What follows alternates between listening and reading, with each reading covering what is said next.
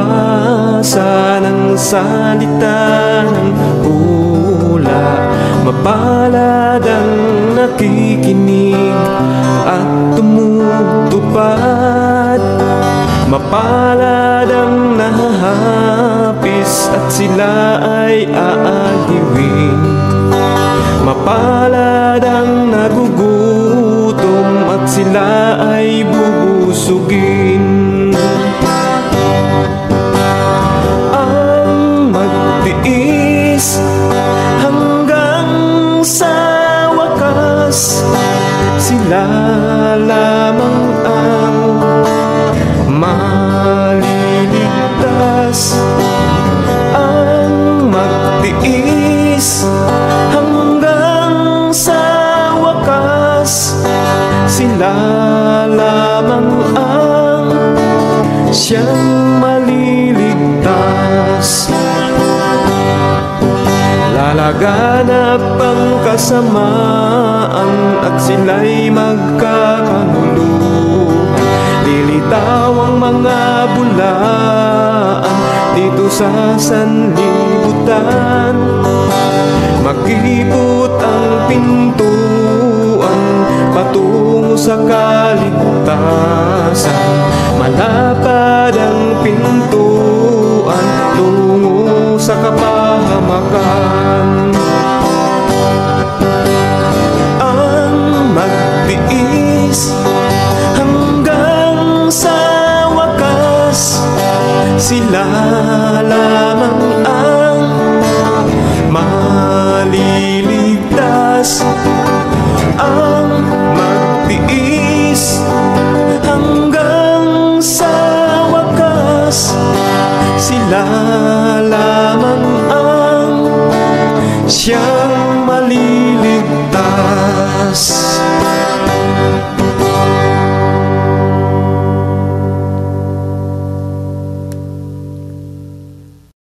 Meron tayong debate na magaganap ngayon between Seventh-day Adventists or SDA and GGC, mga kapatid.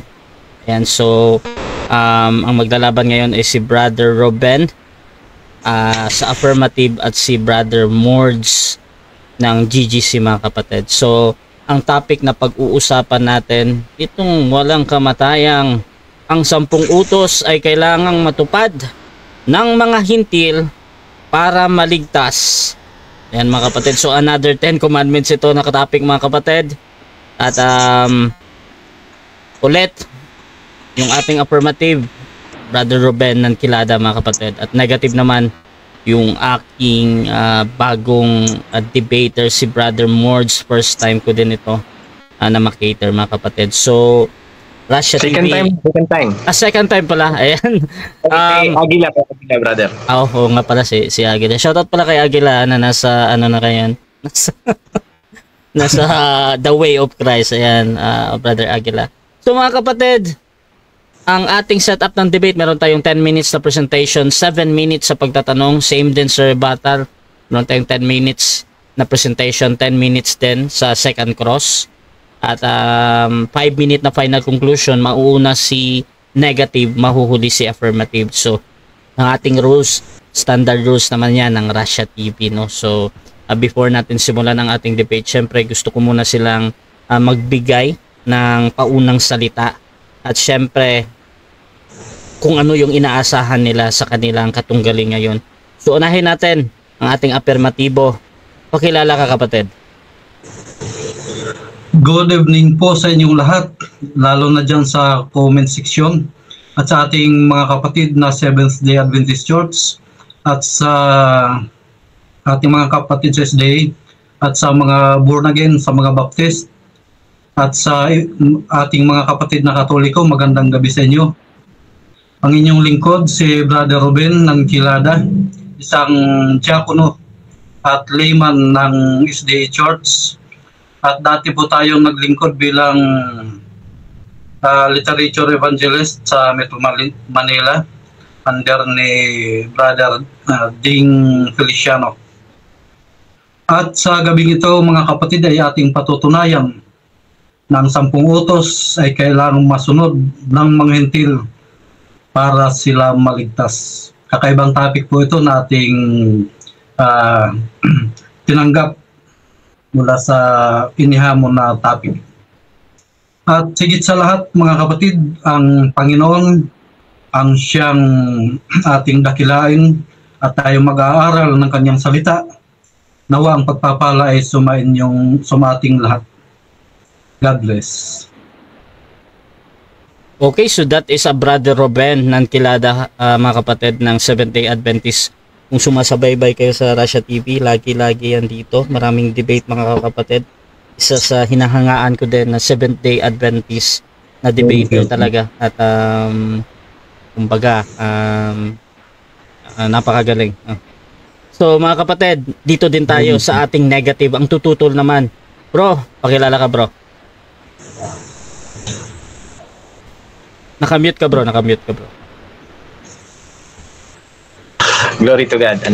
This is your brother Morge Estrada once again from Grace Gospel Church of Del Monte, Taracoban, Agusan del Sur. Tayo po ay negative sa debating ito. Patutunayan po natin na ang 10 utos ay hindi bahagi na kailangan ganapin ng mga hintil para sila ay maligtas. Yun po ang ating patutunayan. At shout out po sa ating sponsor si Brother Prince Joel Sikot ng Zamboanga, Pastor Antonino Solis and Pastor Max sa Antipolo. Kanina nag-comment na po sila, and sa lahat po ng especially doon sa mga kaklase natin sa hermeneutics at kay Mentor Peter Pangilinan. Maraming salamat sa pagsubaybay niyo po. Panoorin niyo po ang debating ito at sa ating katunggali, this is the time na pag-uusapan na natin. Kaya back to you, Brad Russia. God bless sa lahat.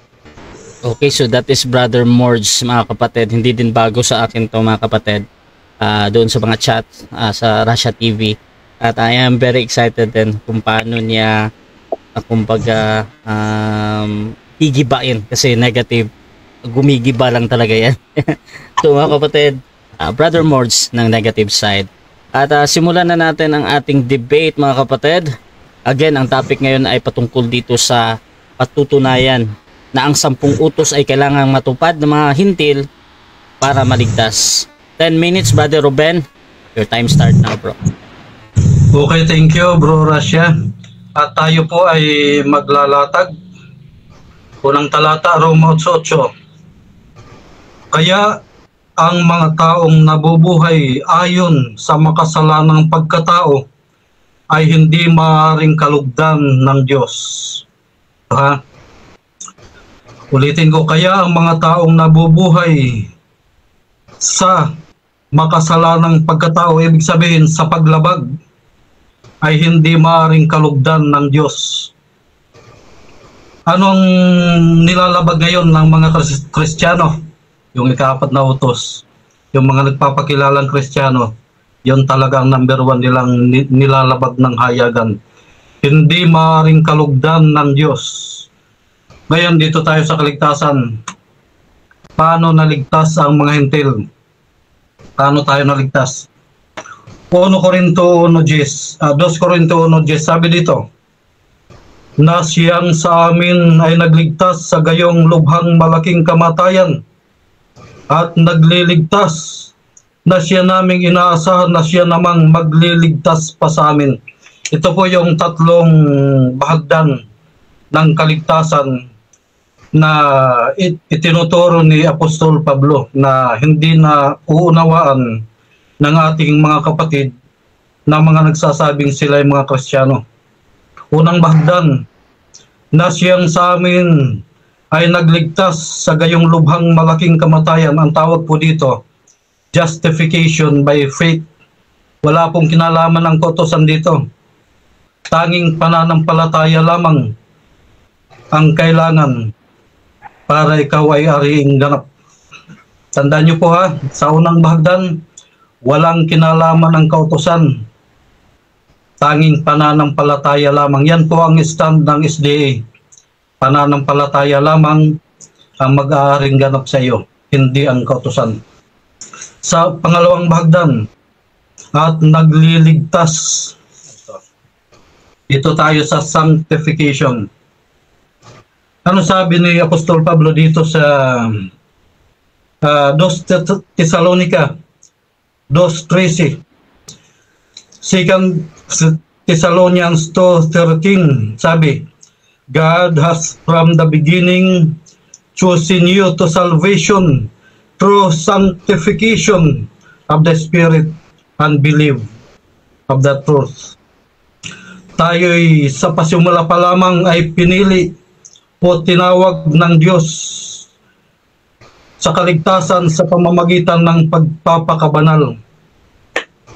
Yung pagpapakabanal, mga kapatid, yun ay ang pagtupad sa kautusan. Ito. Sabi dito sa Roma 8:24, ligtas na tayo at umaasang maging ganap ang kaligtasan ito. Yan ha. Yung unang bahagdan, yung justification by faith, ligtas na tayo at umaasang maging ganap ang kaligtasan ito. Ibig sabihin, kailangan maging ganap yung kaligtasan ito.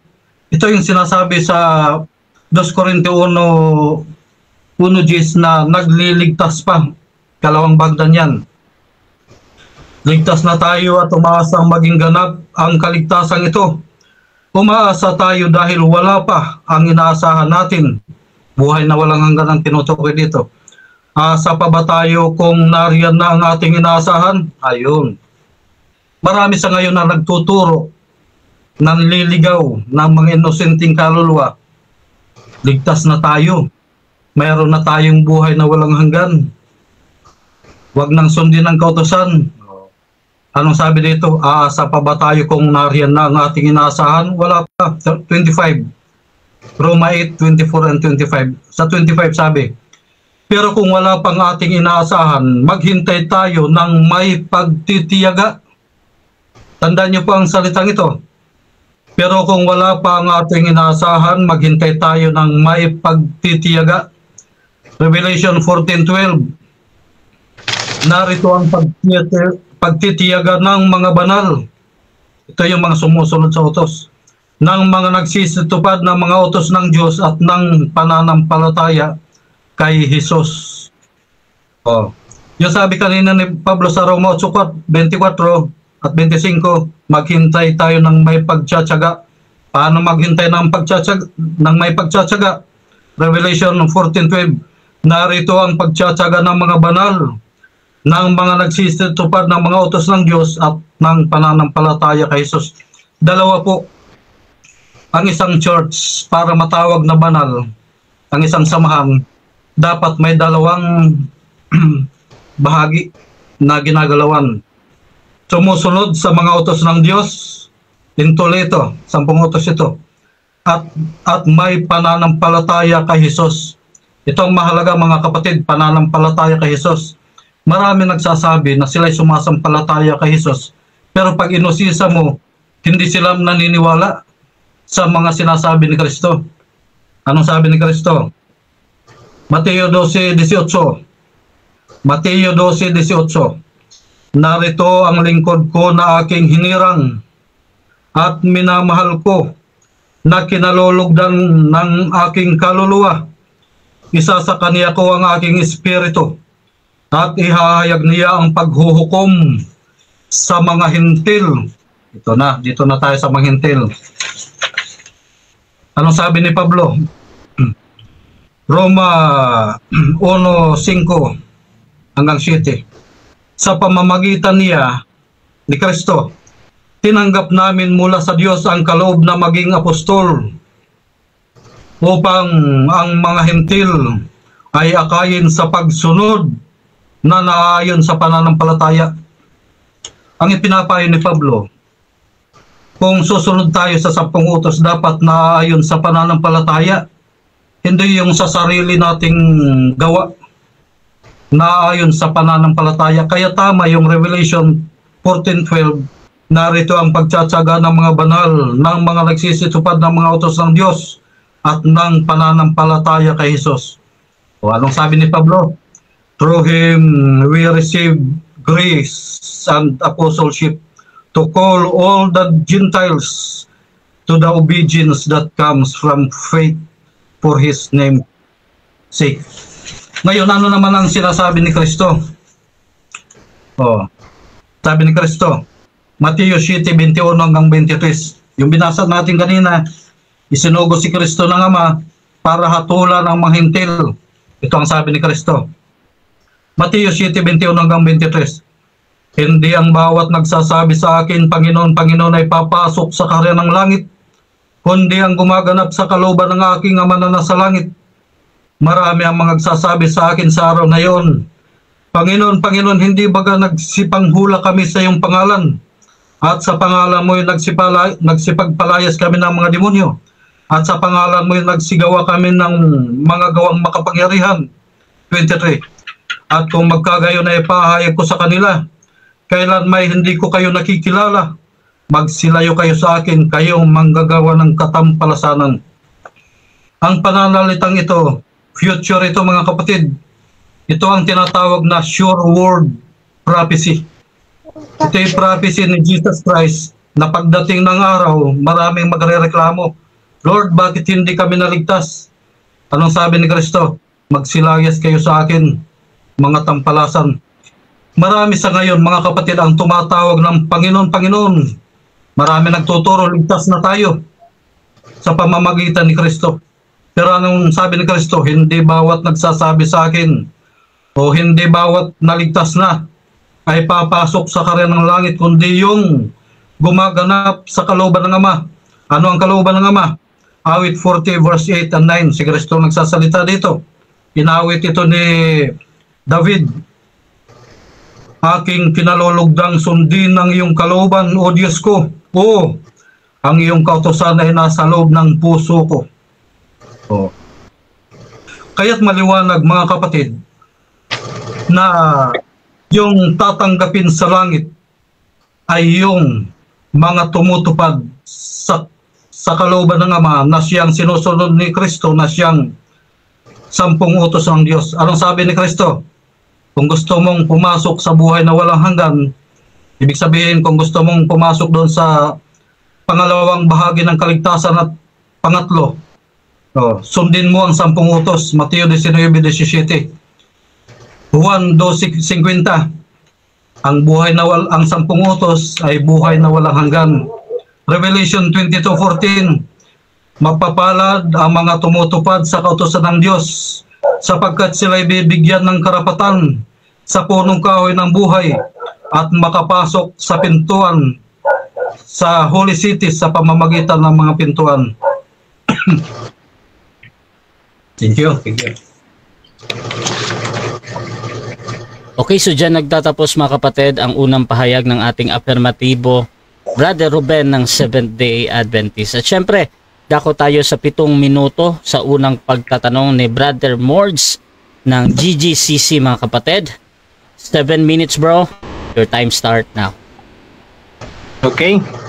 Una mong talata, Romans 8:8. Nabasa mo ba dyan na yan ay 10 utos? Romans 8:8. Romans 8:8. Dyan ba yung 10? Objection, Mr. Morel. Time stop. Objection bro, anong objection? Affirmative.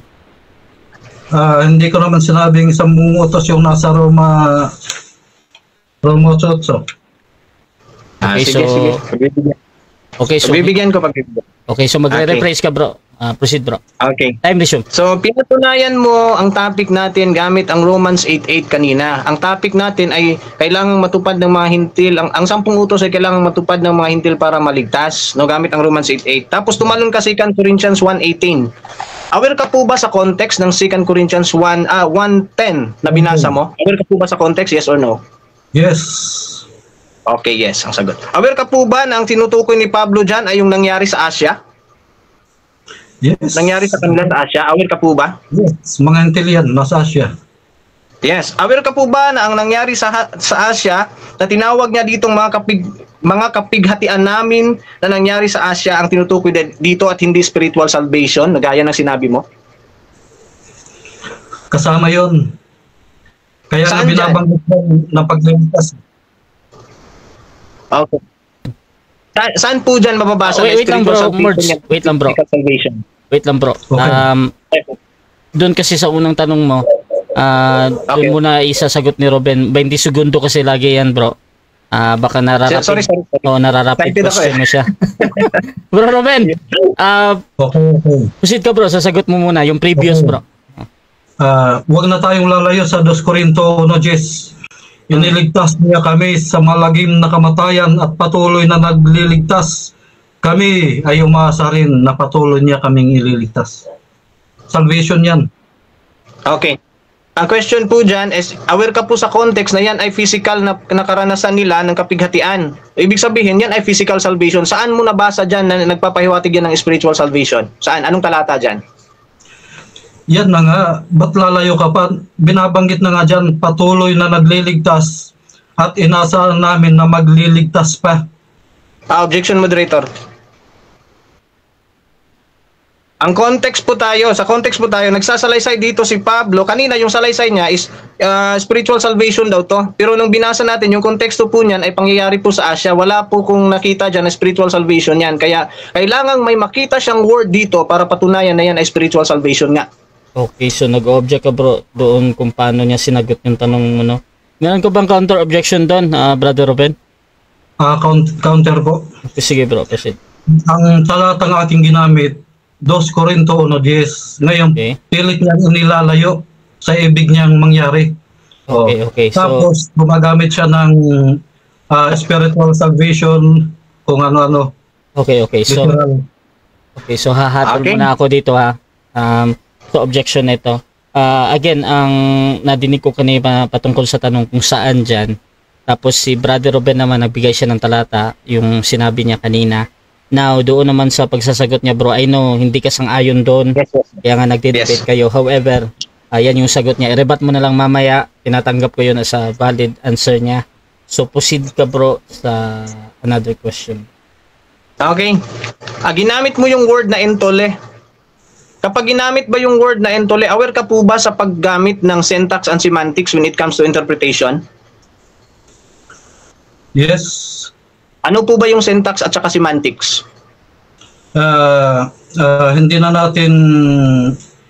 Hindi ko na pagbibigyan yan. At dito tayo sa topic, dito sa nilatag ko. Objection, Mr. Moderator. Time stop. Objection. Ano yan, negative?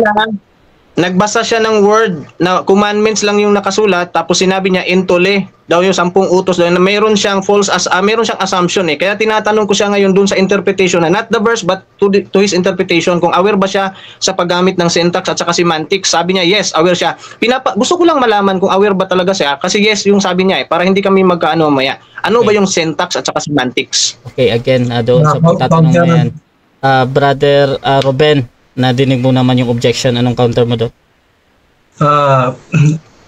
Lumalayo sa topic. Ngayon, kung gusto niya ng tungkol talaga dyan sa pag-uusisa, ay mag-topic tayo ng tungkol dyan.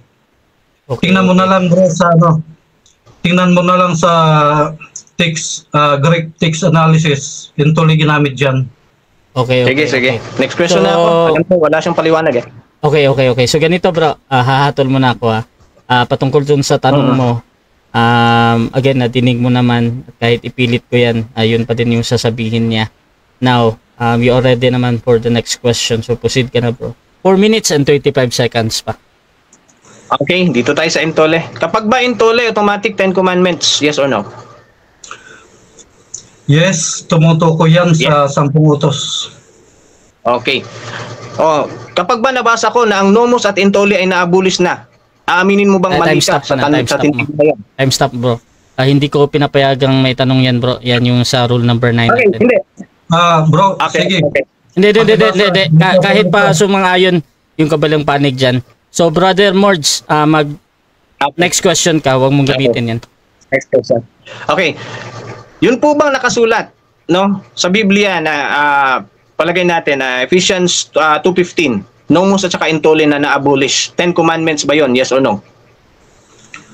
Objection, Mr. Moderator. Lumalayo siya sa topic. Entole yung topic. Okay. Hindi yan ang topic natin. Oh, wait lang. So, ang objection ng Brother Ruben, tinitingnan mo as out of topic yung tinatanong ni Brother Morge. Ngayon, ang counter objection naman ni Brother Morge, pumapatukol nga sa intol or Ten Commandments. Ngayon, ganito yung ating hatol dyan, bro. Sa topic talaga, bro, meron kasi talaga dong 10 utos na pinag-uusapan ba. Ngayon, tinatanong ni Brother Morge yung salitang intol, which is yung sa Ten Commandments. Kaya tinatanggap ko to siya, bro, sa valid question. Now, nasa iyo naman to, bro, kung paano mo sagutin. Meron naman tayong 10 segundo kung hindi mo siya masagot ng direkta. So, Brother Ruben, paano mo ba sasagutin to? Direktang sasagutin mo? Or 10 segundo? ng tanong. Okay, teka, Brother Morge, magre-rephrase ka ba or doon ka pa din sa tanong mo? Rephrase muna ako ng isang beses bago ako mag-proceed kasi para maunawaan ng audience natin Sige. Okay. Yun po bang sinabing intole at saka nomos na na-abolish sa Ephesians 2:15?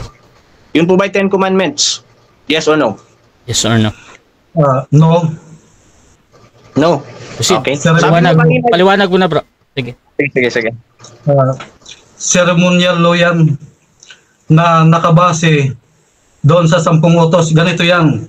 10 utos intole. Ngayon, gumawa sila ng ceremonial law na nakabase doon. Pinalawig nila, pinadami, kaya naging nomos. Okay. Yung na-abolish, yung hindi na yun sa atin. Yes. Okay. Malinaw na mababasa doon yung nomos at saka intole. Dalawa. Mababasa doon, laws and the commandments ang na-abolish. Yun ba ang 10 Commandments? Yes or no? Pakibasa muna para sigurado tayo. Okay, hindi ka pala aware, no? Ephesians chapter 2, babasahin ko. Teka, time stop muna. Wait lang, Brother Morge. Gusto ko lang i-inform sa'yo na kasama pa din to sa pagtatanong mo, tumatakbo yung oras habang binabasa mo, ha? Unless, pag pinapasagot mo na talaga siya, talagang sasagot na si Brother Ruben. So, proceed ka, bro. Okay, sabi dito, having abolished in his flesh the enmity, even the law, nomos, of commandments, contains in ordinances. Pag binasa mo yan sa Greek, pag walang nomos at intole dyan, talo ako. Diba? Nomos at intole ang na-abolish dyan. So, yan by 10 commandments at saka ordinances, yes or no? Yes or no? No. Ang na-abolish dyan, yung ordinances, having ordinances, yung hindi na ayon sa atin, yung mga ceremonial law yan, yun ang na-abolish dyan. Nakabase yan doon sa intole. Okay. Pero malinaw dito, ang sinabi dito, laws and the commandments, nomos at saka intole yung na-abolish. Anin ba yung susundin natin? Yung sinabi mong ordinances yung na-abolish o yung nakasulat dito na nomos at saka intole yung na-abolish? Ang na-abolish dyan, yung nomos na naglalaman ng ceremonial laws.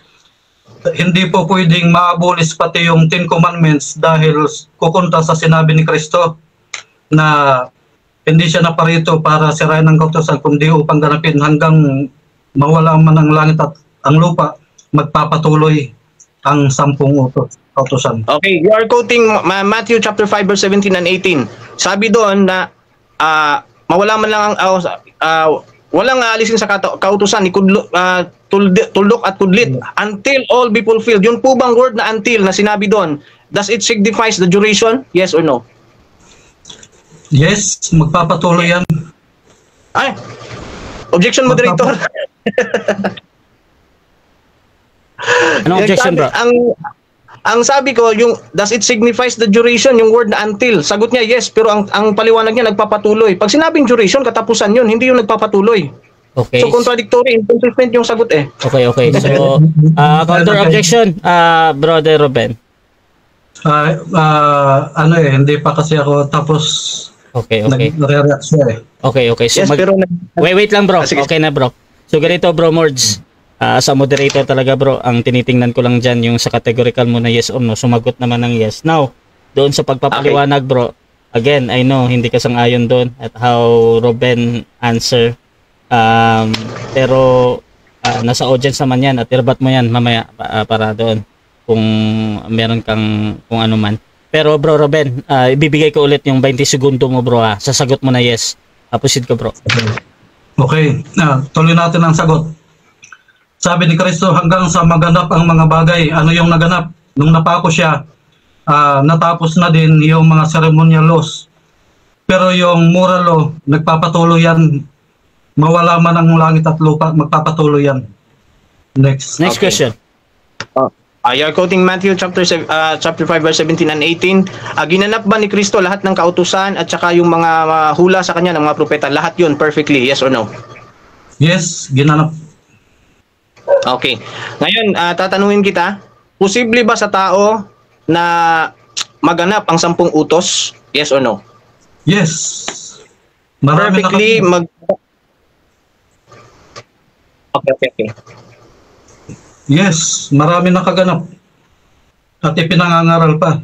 Okay, sabi mo marami na kaganap. In Matthew 19, hindi ko ako mag-quote ng verse. Sabi ng Panginoong Hesukristo, imposible ito sa tao pero posible ito sa Diyos. Sino ngayon paniniwalaan ko? Ang Panginoon na nagsabi na imposibleng matupad ang 10 utos sa pamamagitan ng tao o ikaw na nagsabing na maraming nakaganap? Yes, marami nakaganap. Objection, moderator. Ang tapos namin.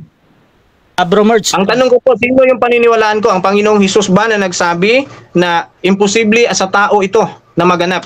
Samantalang siya nagsabi marami na daw nakaganap. Sino sa dalawa paniniwalaan ko? Ikaw o ang Panginoon? okay, so ang pagpipilian dito lang bro, ikaw o ang Panginoon. Brother Ruben, magka-counter ka ba o ready ka nang sumagot?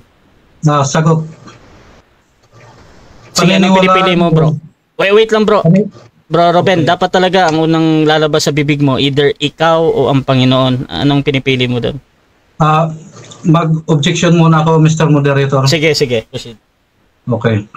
Pati bigay yung talata, dahil hindi niya ginamit ang talata, tapos inilalagay niya yung salita niya sa ibabaw ng salita ni Kristo. Okay. So clarification to bro.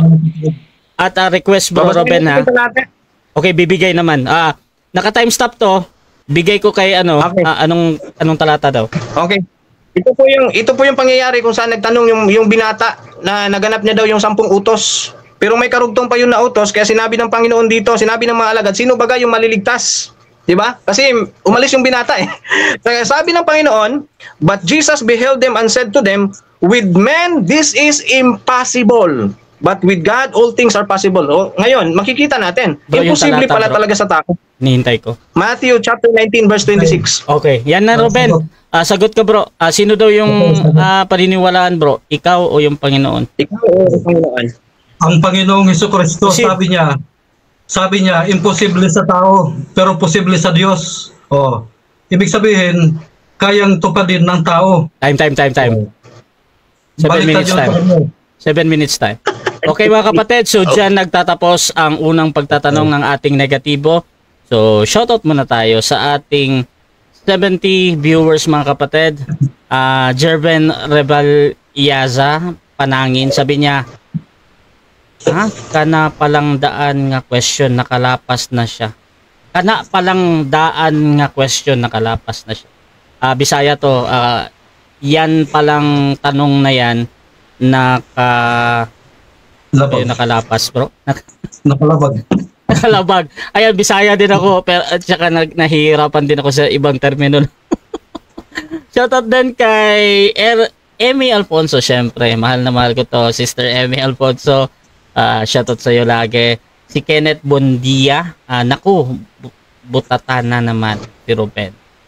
Leluch, Enoch at Elias. Grace Barrios, good luck sa dalawang Warriors. Sanchez Green, sabi niya kalukuhan mo Ruben na may gumanap ng 10 utos. Shoutout din kay Arley Baradas, nakailang debate na siya kap sa ganitong paksa lang. Shoutout din kay Antonino Solis, okay na bro Rasha, yan. Shoutout din kay Elizar Lapi Condrelon, watching from Bacoor, Cavite, ayan. RM, I think hindi ready ang SDA. Naguguluhan na ata siya sa doktrina ng niya. At shoutout din dito kay Sis N. Ayan. Hanapin ko yung ano niya. Sana ba yun? Nabasa ko kanina yung sinabi ni Sis N patungkol kay Morge. Shoutout sa iyo ha, Sis N ng Rangers of God. Alam ko, best friend ito ni Morge. Shoutout din kay Ali Lian Byrne, GMRLPL. Sana all nakatupad. At Willie Amazona, lupit mo pala, maraming nakaganap ng 10 utos. Hindi pala dapat mapako ni Kristo sa krus. So, Neraya Eden Luis, ayan. So mga kapatid, medyo marami tayong comment ngayon. Napaka-active ng ating mga viewers. Dako tayo sa ating negative. Brother Mords, your time start now, bro. Okay, glory to God, glory to our Lord and Savior Jesus Christ and to the Holy Spirit. So, tayo po ay negative. So, hindi po tayo magtatayo. Pero gayon pa man, patutunayan natin, maling-mali lahat yung mga pinagsasabi niya. Unang-una, sabi niya yung Romans 8:8, ginamit niya kanina, no? And anyway, that is siguro pambungad lang na salita. Wala naman kasi yung kinalaman talaga sa 10 utos, kaya hindi niya nasagot. Yung tanong po natin sa kanya, sa 2 Corinthians 1:10 na ginamit niya, sabi niya, is patungkol daw yun sa eternal salvation or kaligtasan daw yun.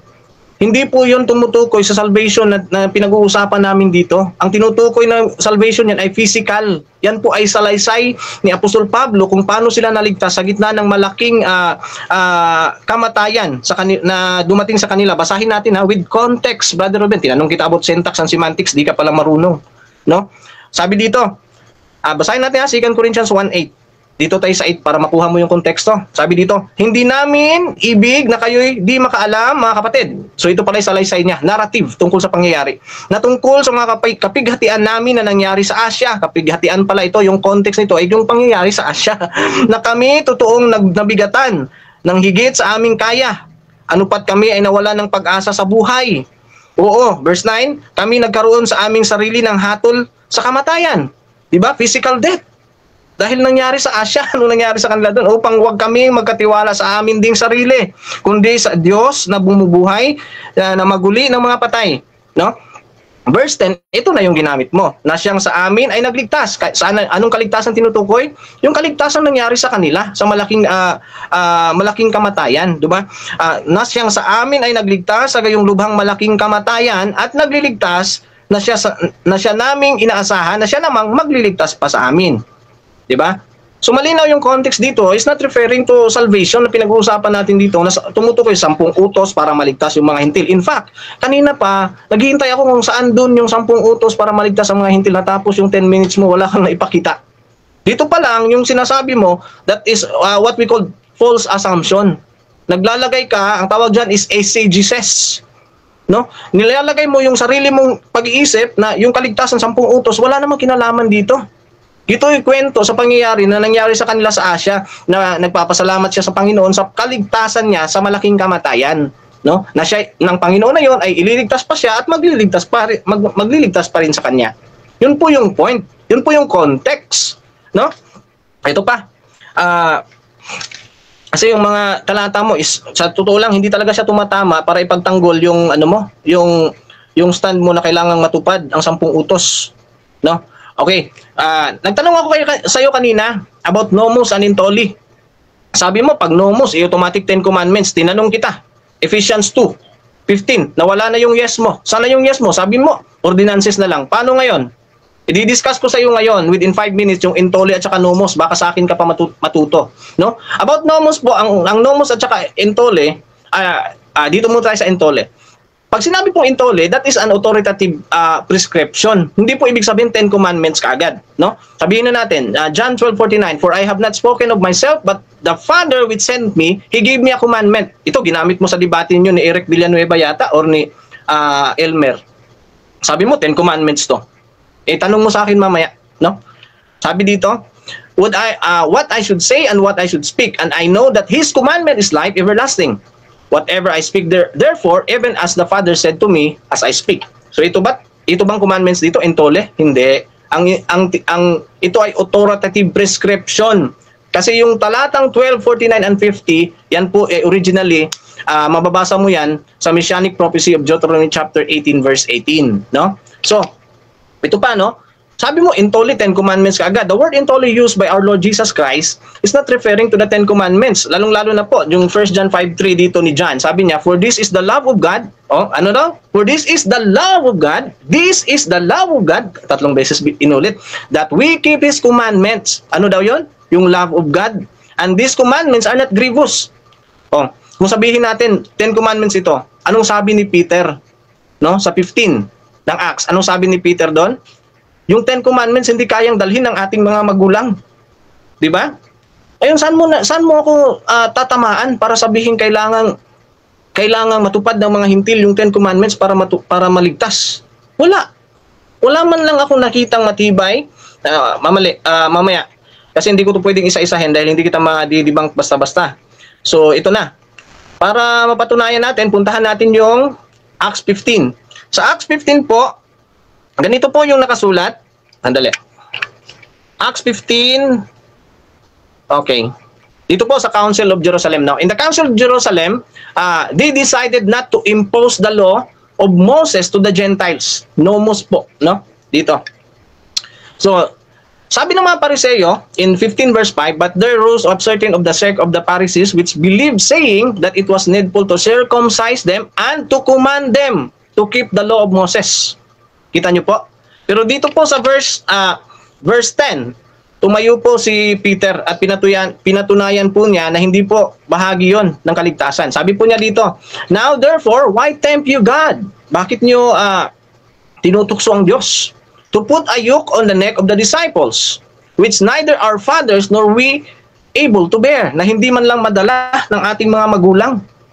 Ano yon? Yung commandments na pinapasunod ng mga Hudyo, ng mga Pariseo, I mean. Kaya anong sabi niya? But we believe that through the grace of our Lord Jesus Christ, we shall be saved even as they. Grace po yung salvation dito. Hindi po 10 commandments para maligtas ang mga hintil. Nag-usap-usap po sila dito sa Council of Jerusalem. Meron pong nagsusulong ng 10 commandments, gaya mo, pero hindi eh. Sabi ni Pedro, mabigat yan. You know? Mabigat yan. At saka hindi yan masusunod ng ating mga magulang. Sila pa kaya. Di ba? So, kaya tinuko niya dito na yung kaligtasan ay biyaya. Hindi 10 commandments para maligtas. Kaya ito pa yung patindi. No? In Acts 15:24, itatanong ko to sa mamaya. Ito yung desisyon ng sulat nila kasi ang napagdesisyonan ay sulatan natin yung mga hintil, di ba? The apostle wrote a letter to the Gentiles saying, ito po yung verse 24, for as much as we have heard that certain which went out from us have troubled you with words. Meron palang nanggugulo, kagaya ninyo, di ba? 10 commandments, imbis na grace. Subverting your souls, saying, you must be circumcised and keep the law, to whom we give no such commandments. Sabi niya, you must be circumcised and keep the law. Ano kasunod? To whom we give no such commandments. Wala pala eh. Okay. So dito po, no, Matthew chapter 5. Kanina nagtanungan tayo dyan. Matthew chapter 5, verse 17-18. Okay. Sabi po dito ng Panginoon, think not that I am come to destroy the law or the prophets. I am not come to destroy, but to fulfill. To fulfill pala. Kaya siya na pa rito, hindi para isirain, kundi para tuparin, or ang ginamit po dyan ay plero, or to complete. No? So, for truly I say to you, in verse 18, till heaven and earth pass, one stroke or one pronunciation mark shall in no wise pass from the law. Hindi maalis kahit tuldok o kudlit sa kautusan. Pero meron pong hangganan. Until all be fulfilled. Meron palang hangganan eh. Kaya naparito siya to fulfill the law. In verse 17, dahil hindi darating sa hangganan, mawala man yung langit at lupa. Walang hangganan ang kautusan. Pero pag natupad, until all be fulfilled lang pala yung hangganan. Kaya Christ is the end of the law po. No? Yun po yung pinaka-message natin. At saka yung kanina, yung Matthew chapter 19, verse 26. Ito yung ito yung binata na nagtanong sa Panginoon, ang sabi, natupad na daw yan yung 10 utos. Pero ang Panginoon sabi niya, but Jesus beheld them and said to them,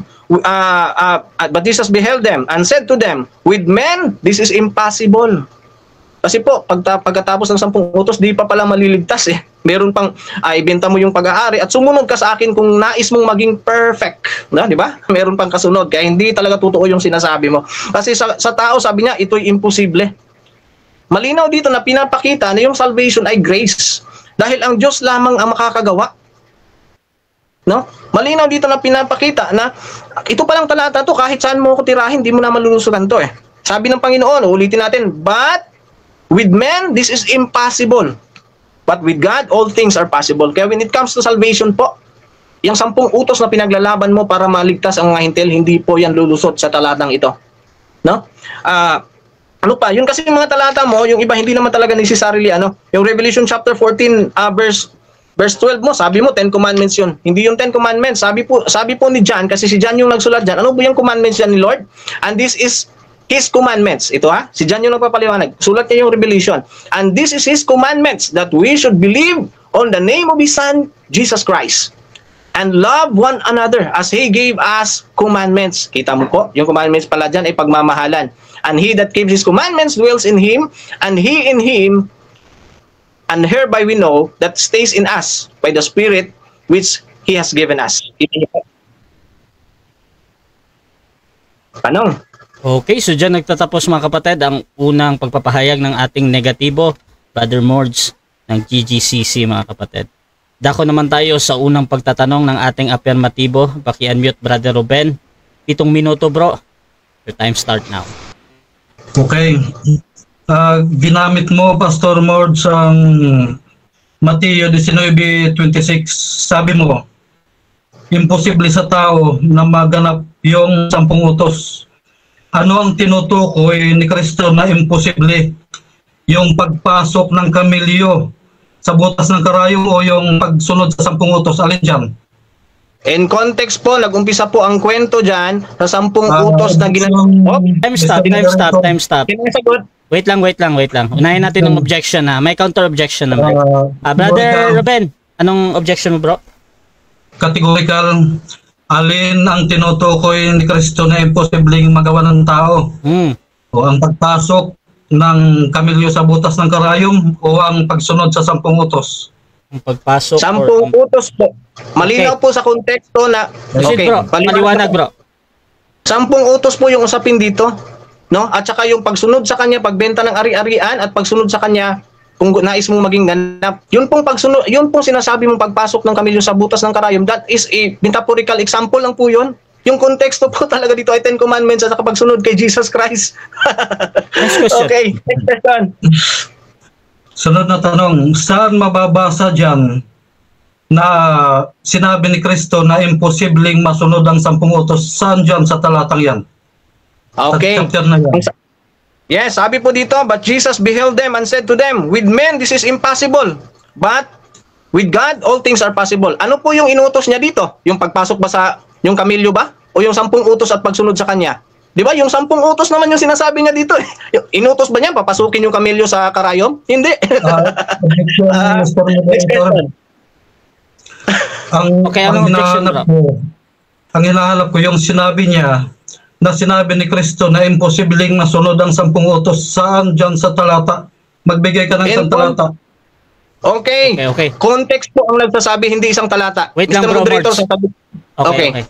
Bro, nakita ko na yung pangatwiran mo din bro ba?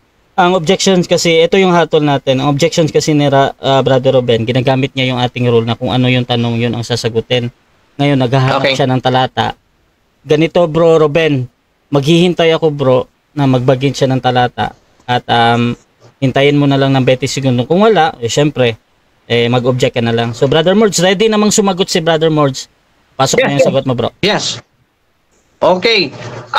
In verse 26 po, ito po yung sinabi na with men this is impossible but God all things are possible. Pag sinabi po yan, konteksto na po yung nagsasabi. Kung ano po yung inutos, yun po yung imposibleng matupad dyan. Yung 10 utos kasama sa inutos na imposibleng matupad. Alam nga naman, sa 26 mo lang ako ikukulong. Konteksto tayo. Alam mo, literature sabi mo kanina. Next question. Sunod ang tanong, categorical. Sabi mo, sinabi ni Kristo na imposibleng masunod ang 10 utos. May mababasa ka bang letra por letra na sinabi ni Kristo na imposibleng masunod ang 10 utos? Meron o wala? Meron, in context po, meron. Dahil kung susundin mo po yung nasa unahan na talata lang, binanggit niya po dyan na sundin mo yung 10 utos. Di ba? Pero pagdating sa sunod, kung nais mo maging ganap, ay sumunod ka sa akin, ibenta mo yung ari-arian. Pagkatapos, umalis yung binata. Hindi pala niya kaya yon. Kaya imposible in verse 26. Next question. Sunod. Alin ang dapat maging ganap? Yung pananampalataya, yung pagsunod o yung 10 utos? Alin? Yung pananampalataya po.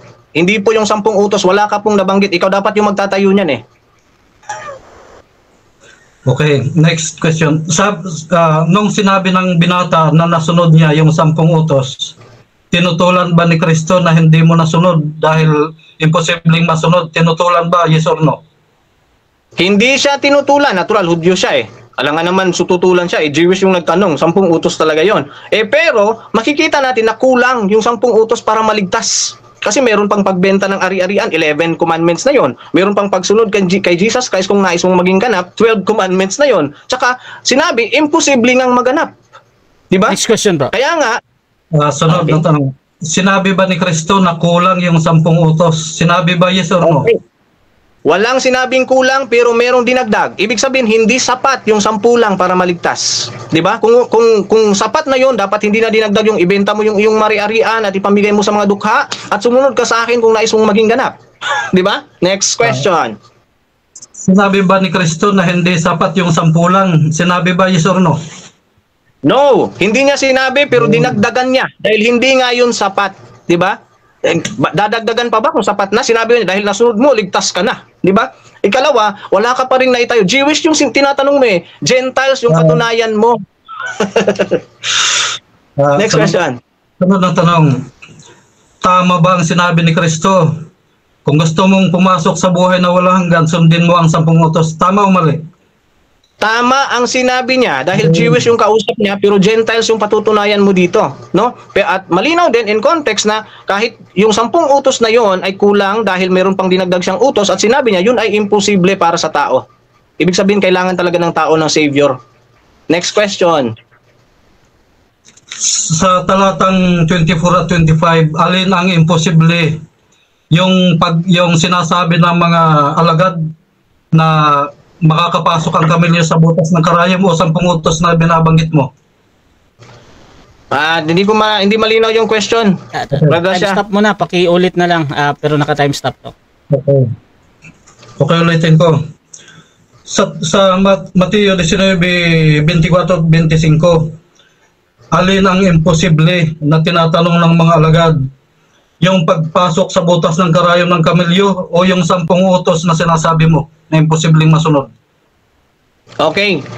Mr. Moderator, objection. Yun Yes, pong... bro. Okay, objection muna. Sige. Ang verse 24 po ay hindi po yan tanong ng mga alagad. Yan po ay example ni Jesus Christ dun sa nangyari, dun sa pagbibigay niya ng 10 utos, pagsunod, pagbenta ng ari-arian, na sinabi niya talagang mahirap sa isang mayaman ang makapasok sa bayan ng langit, di ba? Okay, hindi po yan tanong ng mga alagad. Saan mo ba na ano yan? Okay bro, nakuha ko na bro. Iba yung perspective mo doon sa kanya. Brother Ruben, meron ka bang counter objection, bro? Nasa verse 25, basahin ko muna. At nang marinig ito ng mga alagad ay lubhang nagtaka na nagsipagsabi, sino nga kaya ang makaliligtas? Pagtingin ni Jesus, sinabi niya imposible sa tao pero sa Diyos posible. Okay bro. So ganito bro ang ating decision dyan. Again, hindi ako judge sa inyo yung dalawa, no? At any observation ninyo bawat isa, hindi ko yan hahatulan. However, ang tinitingnan ko lang yung tanong talaga ni Brother Roman, valid question sa akin, either ito ay tama or hindi para sa iyo. Ngayon, Okay. depende So, naman natin. yan kung paano mo sagutin, bro. Direkta Okay, mo sasagutin, bro, or 10 segundo na paliwanag agad? Anong gagawin? Sasagutin yan, fair and square. Proceed, bro. 20 Okay. segundo, bro. Okay, so nag-ano kasi siya nag-shortcut siya sa verse 25, no? Yung tinutukoy ng mga disciples dito ay sino baga ang maliligtas, no? Ang context po ay nagsasabi ng kahirapan ng pagliligtas. Kasi nga 10 utos, kailangan nyo ng 100% obedience, perfect requirements. Kaya walang maliligtas kung walang gagawin ang Diyos. Kaya Next sinabi sa 26, it is impossible for men. Next question. Sunod na tanong. Aaminin mo ba na nagsisinungaling ka sa pagsasabi mo na sinabi ni Kristo na imposibleng masunod ang 10 utos? Aaminin mo ba, yes or no? Hindi. Ikaw ang mumukhang sinungaling kasi malinaw na mababasa ko na sinabi niya, it is impossible for men. Diba? Ang konteksto dito ay 10 utos at saka pagsunod sa kanya, pagbenta ng ari-arian. Kaya nga tinatanong kita kanina kung marunong ka ba ng syntax at saka semantics. Next question. Next question. Ang sabi mo kanina, sinabi ni Kristo, tinanong kita may mababasa ngayon. Ulitin ko, saan mababasa saang talata mababasa na sinabi ni Kristo na imposibleng masunod ang 10 utos? Saan yan? Yung Okay. word for word. Kung naghahanap ka ng word for word, wala. Word for word yung wala, ha. Pero in the context, malinaw. Paano mo naman, ano ba yung sinasabi ditong imposible sa tao at imposible sa Diyos? Yun lang bang pagsunod sa, yun lang bang pagpasok ng kamilyo sa karayom? Example nga yun eh. Kung gaano kahirap pumasok sa karian ng Diyos gamit ang 10 Next utos. question. Next question. Yung pagpasok ng pamilya sa karayom, imposible sa tao pero posible sa Diyos. Ibig sabihin, posible palang magawa ng tao yung sumunod sa 10 utos. Yes or no? Objection. Time stop. Mr. Moderator. Objection. Anong objection? Fallacy of false assumption niya yun, no?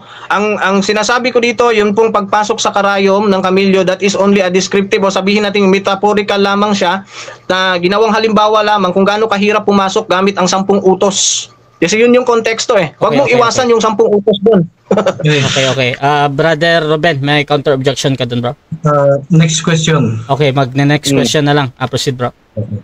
Kasasabi mo ngayon, ang pagpasok sa karayom ng langit ay kasing hirap ng pagpasok ng kamilyo sa butas ng karayom at sa pagsunod ng 10 utos. Time. 7 minutes time.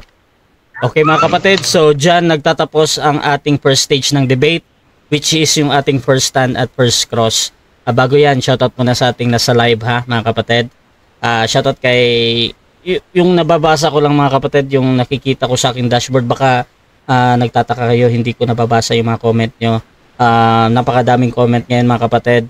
181 comments na first stage pa lang ng debate. Shoutout kay Pauline Montis Espinosa, ipit na si Ruben. Sanchez Green, sabi niya, pambihira ka Brad Ruben. Wala ngang nakaganap sa 10 utos kaya may grasya para maligtas tayo. Shoutout din kay Shomora, gigil ka pastor. Shoutout din kay Emil Alfonso, bro Ruben, nankilada, hinahamon ka ni bro. Shoutout din kay Marbs Gugulan, halata kung sino ang tunay na nag-aaral sa dalawa. Arlie Baradas, mahangin. Shoutout din kay Pauline Montes Espinosa, context lagi bro Ruben, di man ka kasabot.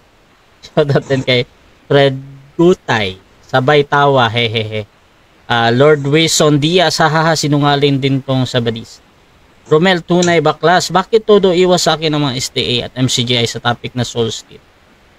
At Hell is sisid na noon. GMRPL, luya naman, tintig pangutana. At shoutout din kay Mark Magkiling. Sabihin natin na nakapatay ka dahil sa self-defense. Failed ka na sa 10 commandments dahil sa thou shall not kill. Pero yung sinabi ni Kristo mismo sa Mateo 5:21, you shall not murder. Mahaba yung comment niya yan. Mentor Peter Pangilinan, Jews and Gentiles hindi ma-identify, kaya pala nasa loose identity ang SDA, na confused sa Judaism sila. Lord Vincent Diaz, hahaha, tanong daw ng mga alagad. Shoutout din kay, okay, so yun lang yung nakikita ko dito. Mga kapatid, dako tayo sa ating rebuttal. Again, ang pinag-uusapan nila ngayon patungkol dito sa patutunayan ng ating affirmative, ang 10 utos ay kailangang matupad ng mga hintil para maligtas. Brother Ruben ng Seventh-day Adventist, rebuttal bro, your time start. Okay, thank you. Nakita niyo naman mga kapatid kung paano nangamuti ang ating negative. Isang talata pa lang yan ang inuusisa natin. Kanina, maaari niyang sinabi ni Kristo na imposible na matupad ng tao ang 10 utos. Mayroon bang ganong Diyos na magbibigay ng 10 utos tapos imposible palang magawa? Bakit ba binigay ang 10 utos kung imposible magawa? Kita nyo itong mga bulaang pastor na mga nagsasabing tagasunod ni Kristo tapos ayaw sa 10 utos. Matindi ito. Talagang nakakatakot itong mga ito. At sa ating mga kaibigan dyan sa comment section, hindi nyo na madadala sa comment ang hindi nyo na mahihilot ang debate. Nung inuusisa natin kung alin ang tinutukoy na imposible, dahil sabi ni Kristo, yung kamilyo, madali pang pumasok sa butas ng karayom kaysa mayaman. Sabi ng mga alagad, imposible palang may maliligtas ba, Panginoon? Sabi ng Panginoon, yung imposible sa tao, hindi imposible sa Diyos. Ang ibig sabihin, kung ang mayaman, ang binatang mayaman ay umayaw noong una, posible sa Diyos na maligtas siya. O anong sabi ng talinghaga ng Panginoon? O mayroong isang inutusan, yung kuya, magtrabaho ka sa bukid, ayaw ko, sabi, pero sumunod. Yung pangalawa, nag-oo pero hindi sumunod. Di posible pala pag ang Diyos ang gagawa. Tapos ang pinag-uusapan doon, sabi ni Kristo, kung gusto mong maligtas, sundin mo ang 10 utos. Sabi ng binata, naganap ko na yan. Tinutulan ba ni Kristo? Sinabi ba na sinungaling ka, hindi totoo? Sinabi ba? Wala namang sinabi. Hinanapan ngayon siya, ang binata. Kung gusto mong maging ganap, ang iyong pananampalataya, ang iyong kaligtasan, ang iyong inaakalang pagtupad, binta mong ararian. Ang ibig sabihin ng Panginoon, susubukan ka kung tunay kang sumusunod sa gawa. Kasi marami ang nagsasabi na natutupad pero hindi naman pinapakita sa totoong gawa. Halimbawa, yung Roma 2:13. Hindi ang mga nagsasabing, hindi yung mga tagapakinig ng kautusan ang mga ganap, kundi ang inaaring ganap, yung mga tumatalima. May mga hintil na tumatalima sa kautusan, naligtas sila. May mga hintil naman na hindi tumalima, hindi naligtas. Yung mag-asawang Sapira at Ananias, mga hintil yan. Hindi tinupad yung kautusan, nilabag nila, nangupit sila, namatay. Ngayon sa Old Testament, mayroon tayong halimbawa, may example tayo. Sa 2 Pedro 2:8, tingnan natin. 2 Pedro 2:5-8, pinikinto dito, sabi dito, sa 4, ay sa 5. At ang dating sanglibutan ay hindi pinatawad, datapwat iningatan si Noe na tagapangaral ng katuwiran. Yung katuwiran, yung righteousness na pinangangaral ni Noe dito, 10 utos yan. Law of God yan. Iniligtas siya ng Diyos dahil tagapangaral siya o matuwid siya. 8 kaluluwa ang naligtas, ibig sabihin 8 mga sumusunod sa kautosan ang naligtas. 6, pinarusahan ng Sodom at Gomora dahil sa paglabag sa kautosan. 7, at iniligtas ang matuwid na si Lot na lubhang nahapis sa mahahalay na pamumuhay ng masasama. 8, sapagkat ang matuwid na ito, pag sinabing matuwid, tumutupad sa 10 utos. Sapagkat ang matuwid na ito ay nahapis araw-araw sa kanyang matuwid na kaluluwa sa pagkakita at pagkarinig niya ng mga gawa nilang laban sa kautosan. Sa panahon pala ng Sodom at Gomora, umiiral ng kautosan, nilalabag ngayon. Kaya nga gusto nilang sipingan yung bisita ni Lot. Dinalalabag nila yung pangangulo niya. Umiiral ang 10 utos. Ano sabi ng Diyos sa Genesis 18, verse 24 patuloy? Anong sabi?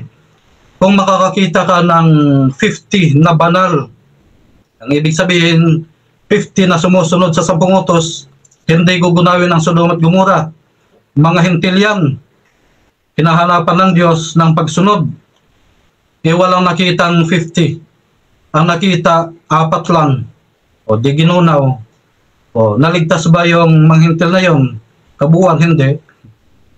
4 lang yung inilabas. At namatay pa yung isa. Ngayon dito tayo. Yung sinasabi ng mga naririnig natin sa comment section na walang nakaganap. Ito yung mga, wala daw nakatupad sa 10 utos. Ito yung mga dadaya ng kaaway at nadaya ng mga bulaan pastor na walang nakaganap. Revelation 14:12, narito ang pagtsatsaga ng mga banal, ng mga nagsisitupad ng mga utos ng Diyos at may pananampalataya kay Jesus. Naganap o hindi? O ngayon, yung mga nagsasabi sa comment section, sino ang paniniwalaan nyo? Si Kristo o yung mga bulaang pastor?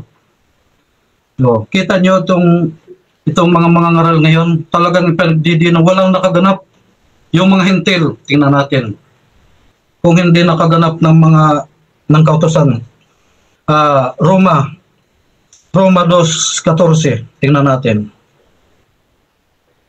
Sabi dito, sapagkat kung ang mga hintil na walang kautusan sa katutubo, ibig sabihin ni Pablo, hindi sila katulad ng mga Hudyo na may kautusan sa katutubo dahil silang pinagkatiwalaan, ay nagsisigawa ng mga bagay ng kautusan, at ang mga ito na walang kautusan ay siyang kautusan sa kanilang sarili. 15, na nangagtatanyag ng gawa ng kautusan na susulat sa kanilang puso, na pinatutuhanan ito pati ng kanilang budhi, at ang kanilang mga pag-iisip ay nangagsusumbungan at nangagdadahilanan sa isa't isa. Sa araw na hatulan ng Diyos ang mga lihim ng mga tao, ayon sa aking ebanghelyo, sa pamamagitan ni Jesucristo. Yon yung sinasabi ni Kristo kanina sa Mateo 7:21. Sa araw na yon, sasabihin ko sa kanila, magsilayo kayo mga tampalasan. Ito yung mga nagsasabing tumutupad sila sa pananampalataya, sumusunod sila sa sinasabi ng ebanghelyo, pero hindi naman talaga tumutupad sa 10 utos. Hindi lahat ng mga nagsasabi sa akin, Panginoon, Panginoon, makakapasok sa langit, kundi yung mga tumutupad sa kalooban ng aking Ama na nasa langit. Yung kalooban ng Ama, 10 utos. Si Kristo sumusunod sa 10 utos, tapos itong mga nagsasabing tagasunod ni Kristo, wala na daw yung 10 utos.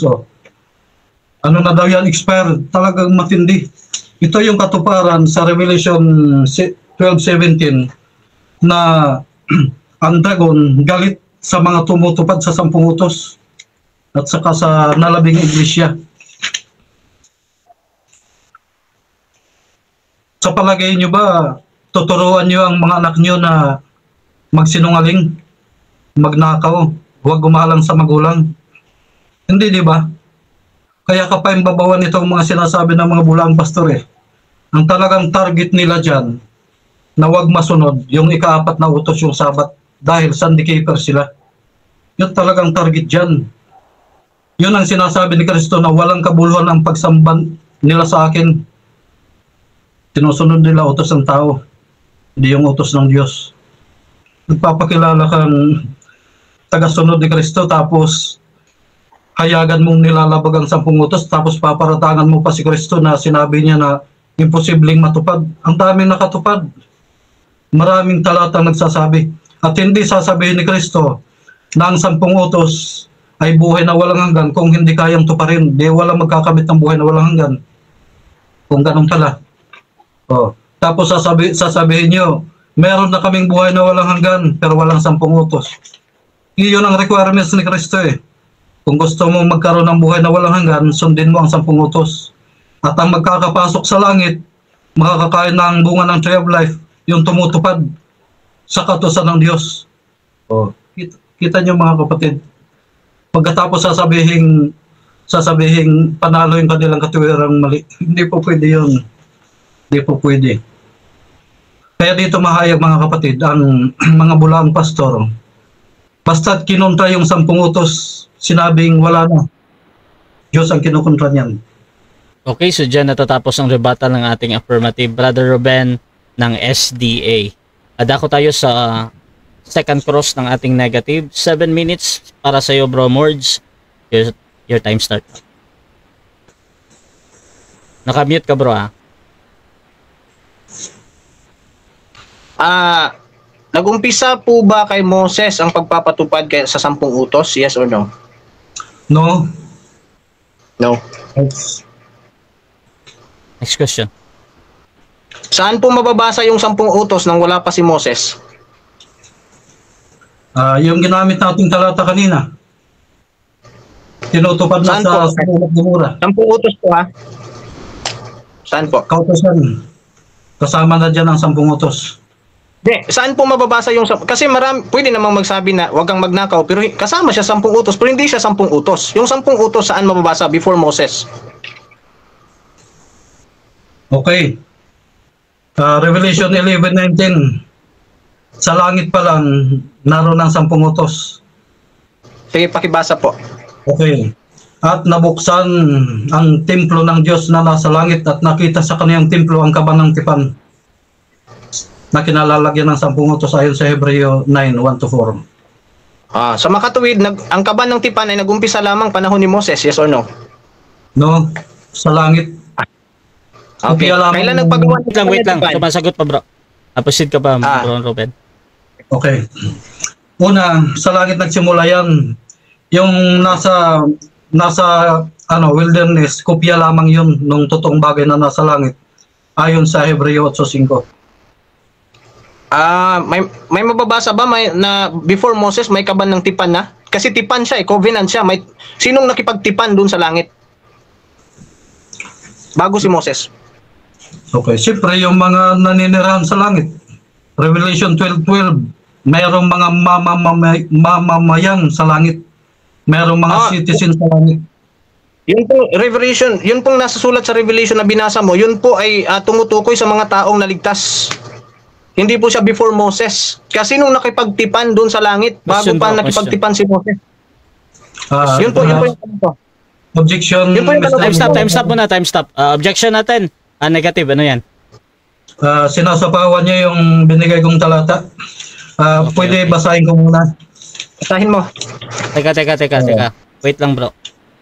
Yung objection mo kasi patungkol doon sa comment niya nga kanina. Kaya medyo humahaba din kasi hindi ko na kikita pa yung tanong ba. Kaya pinapastop ko si Brother Mords. Tanong kasi yun, bro. Kaya nga, bro. Ganito, bro. Bigay ko ulit kay Brother Mords ito para doon sa tanong. Para i-address naman ni Brother Ruben ito. Para hindi tayo ma-focus doon sa ano mo ba. Yung sinabi mo na hindi ko nga magtatanong ka nga. Sa Brother Mords, mag-umpisa ka sa pagtatanong, bro. Okay. Yun pong kaban ng tipan, sabi mo, nandun na yun sa langit. Siyempre, pag kaban ng tipan yun, sabi mo, before Moses, nandun na yun. Sino yung nakipagtipan before Moses? Kasi itong nasa Revelation, ito yung mga maliligtas eh. Sino yung before Moses pa nakipagtipan na dun sa langit? Yes or no? Sino yun? Sino? Proceed. Sagot, Revelation 12:12. Kaya mga galak kayo, mga langit, at kayo mga nagsisitahan diyan sa ng lupa at ng dagat sapagkat ang diablo'y bumaba sa inyo. Itong mga nakatira sa langit, may mga mamamayan sa langit. Iba pa yung mga tao. Hindi ito yung mga tao na sinasabi. Kaya nga Next question. Saan mababasa dyan na sila'y nakipagtipan bago si Moses? Sagot, hindi na sinabi. Basta ang kaban ng tipan nasa langit. Ibig sabihin, pag nasa langit, may tipanan. Next. Okay, sabi mo, 2 Peter 2:5, 10 utos yung pinangaral ni Noah. Anong 10 utos yung pinangaral ni Noah? May nabasa ka ba 10 utos yan sa 2 Peter 2:5? Sagot, wala. Kung letter for letter ang hanapin mo. Pero katuwiran yan. Pag sinabing righteousness na ipinangaral, law yan. Sinasabi ng kasulatan, the righteousness is, the law of God is righteousness. 10 utos yan. Pag righteousness ba, 10 utos kaagad yon? Yes or no? Yes, yun ang tinutukoy. The righteousness of God, katuwiran ng Diyos. The law. Okay. Paano yung pananampalataya kay Kristo? 10 utos ba yon? Yes or no? No. Ang pananampalataya ay paniniwala kay Kristo. Ngayon, kung naniniwala tayo kay Kristo, sabi ni Kristo, kung gusto mong pumasok sa buhay, sundin mo ang 10 utos. Yun ang tunay na pananampalataya. Pero kung ayaw mo sa 10 utos, piki yung pananampalataya mo. Okay, pero sabi po ni Apostol Paul, yung pananampalataya kay Kristo ay righteousness na. Wala pang 10 utos pala yon. Yes or no? Pakibasa muna. Romans chapter 10 verse 4. Okay, sandali lang ha. Baka magkamali ako ng talata eh. Sabi dito for Christ is the end of the law, for righteousness to everyone that believes. Ibig sabihin, yung pananampalataya pala sa kanya ay righteousness na. Sabi mo, hindi 10 utos yon. So, tama ako, di ba? Pinabasa mo lang Okay, next question.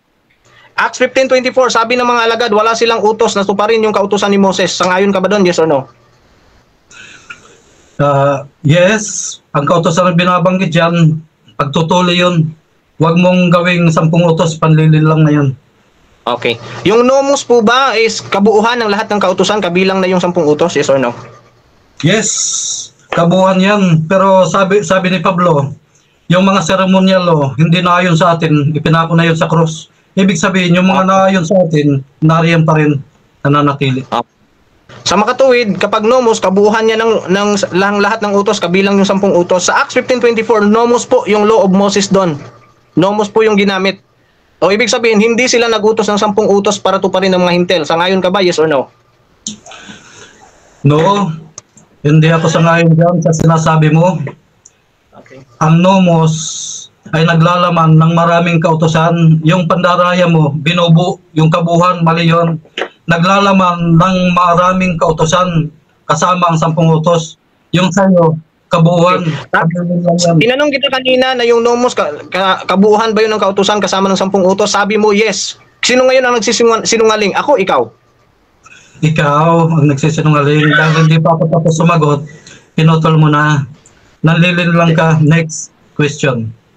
Ulitin natin. Yung nomos ba kabuuhan ng kautusan kasama ng 10 utos? Yes or no? Baka magbago sagot mo. Hindi ang kabuuan, kundi naglalaman ng maraming kautusan. Objection, moderator. Kailangan kong marinig yung categorical niya kasi kanina nag-yes siya no? Uulitin ko lang ngayon. Yes, yung sagot niya kanina. Yung nomos po ba, kabuuhan ba yun ng lahat ng kautusan kasama yung 10 utos? The same question, yes or no? Okay, so Brother Ruben, meron ka bang counter objection doon sa kanyang objection, bro? Or hindi ka na sumagot ng yes? Yes, counter. Sige, bro. Yung tanong niya kasi, bandang huli, may panlilin lang. Kaya ngayon, pakiulit yung tanong, sasagutin natin ng diretso para malaman. Okay, so this is ito yung hatol muna ako sa objection mo. Sige. So ang hatol natin dyan patungkol sa objection para maging official, mga kapatid, gusto namang ni Brother Ruben na ipaulit yung tanong na doon sa word na panliling ng sa moderator. Hindi ko i-judge yan, kumbaga nasa audience naman yan. At Brother Mords, I think you are naman open doon sa itatanong mo ulit. Proceed ka na, bro. Pakitanong. Okay.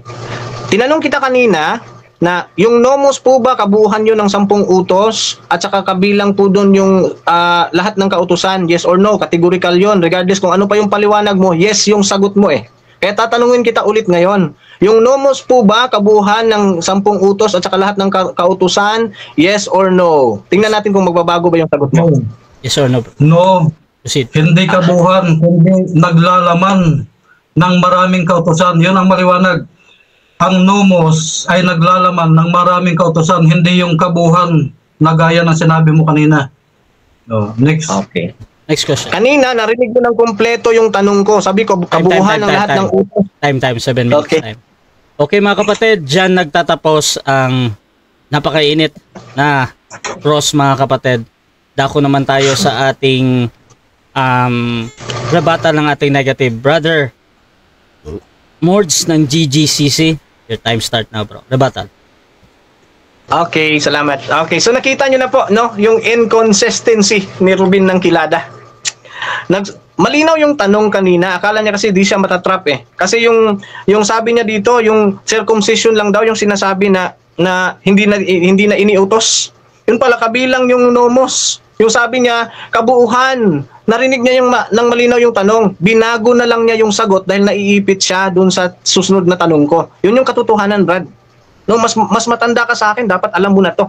No? Ano ba yung talata na sinasabi ko?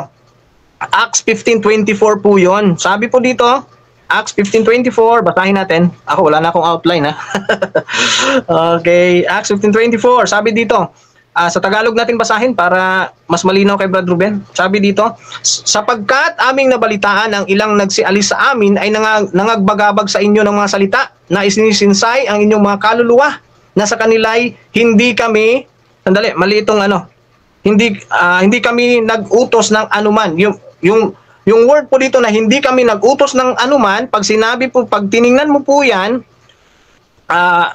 sa KJV, sabihin natin, you must be circumcised and keep the law. Ano ba yung law dito? Nomos po, yun yung tinatanong natin sa kanya. Sabi dito, to whom we give no such commandments. Wala palang utos na ganun eh. No? Kaya kung titingnan mo siya, kasi baka mag-question siya sa akin mamaya, wala naman palang ganun. Tingnan mo po sa Greek, nandun po yung nomos. Kaya tinanong ko siya kanina, kasi kung yung Matthew chapter 5 verse 17 and 18, nomos yun eh. Nomos ang paliwanag nila, kabilang ang 10 commandments doon. Pero dito, nagbabago yung consistency ng kanilang stand kasi nabibisto sila dito na wala palang utos na ipatupad yung 10 utos sa mga hintil para sila ay maligtas. Yun yung itatayo mo. Brad Ruben, baka nakalimutan mo yung topic. No? Okay. No? Ano pa yung mga argumento niya kanina? Dito, itatayo natin na lang ito. Ephesians 2, chapter 2, verse 15.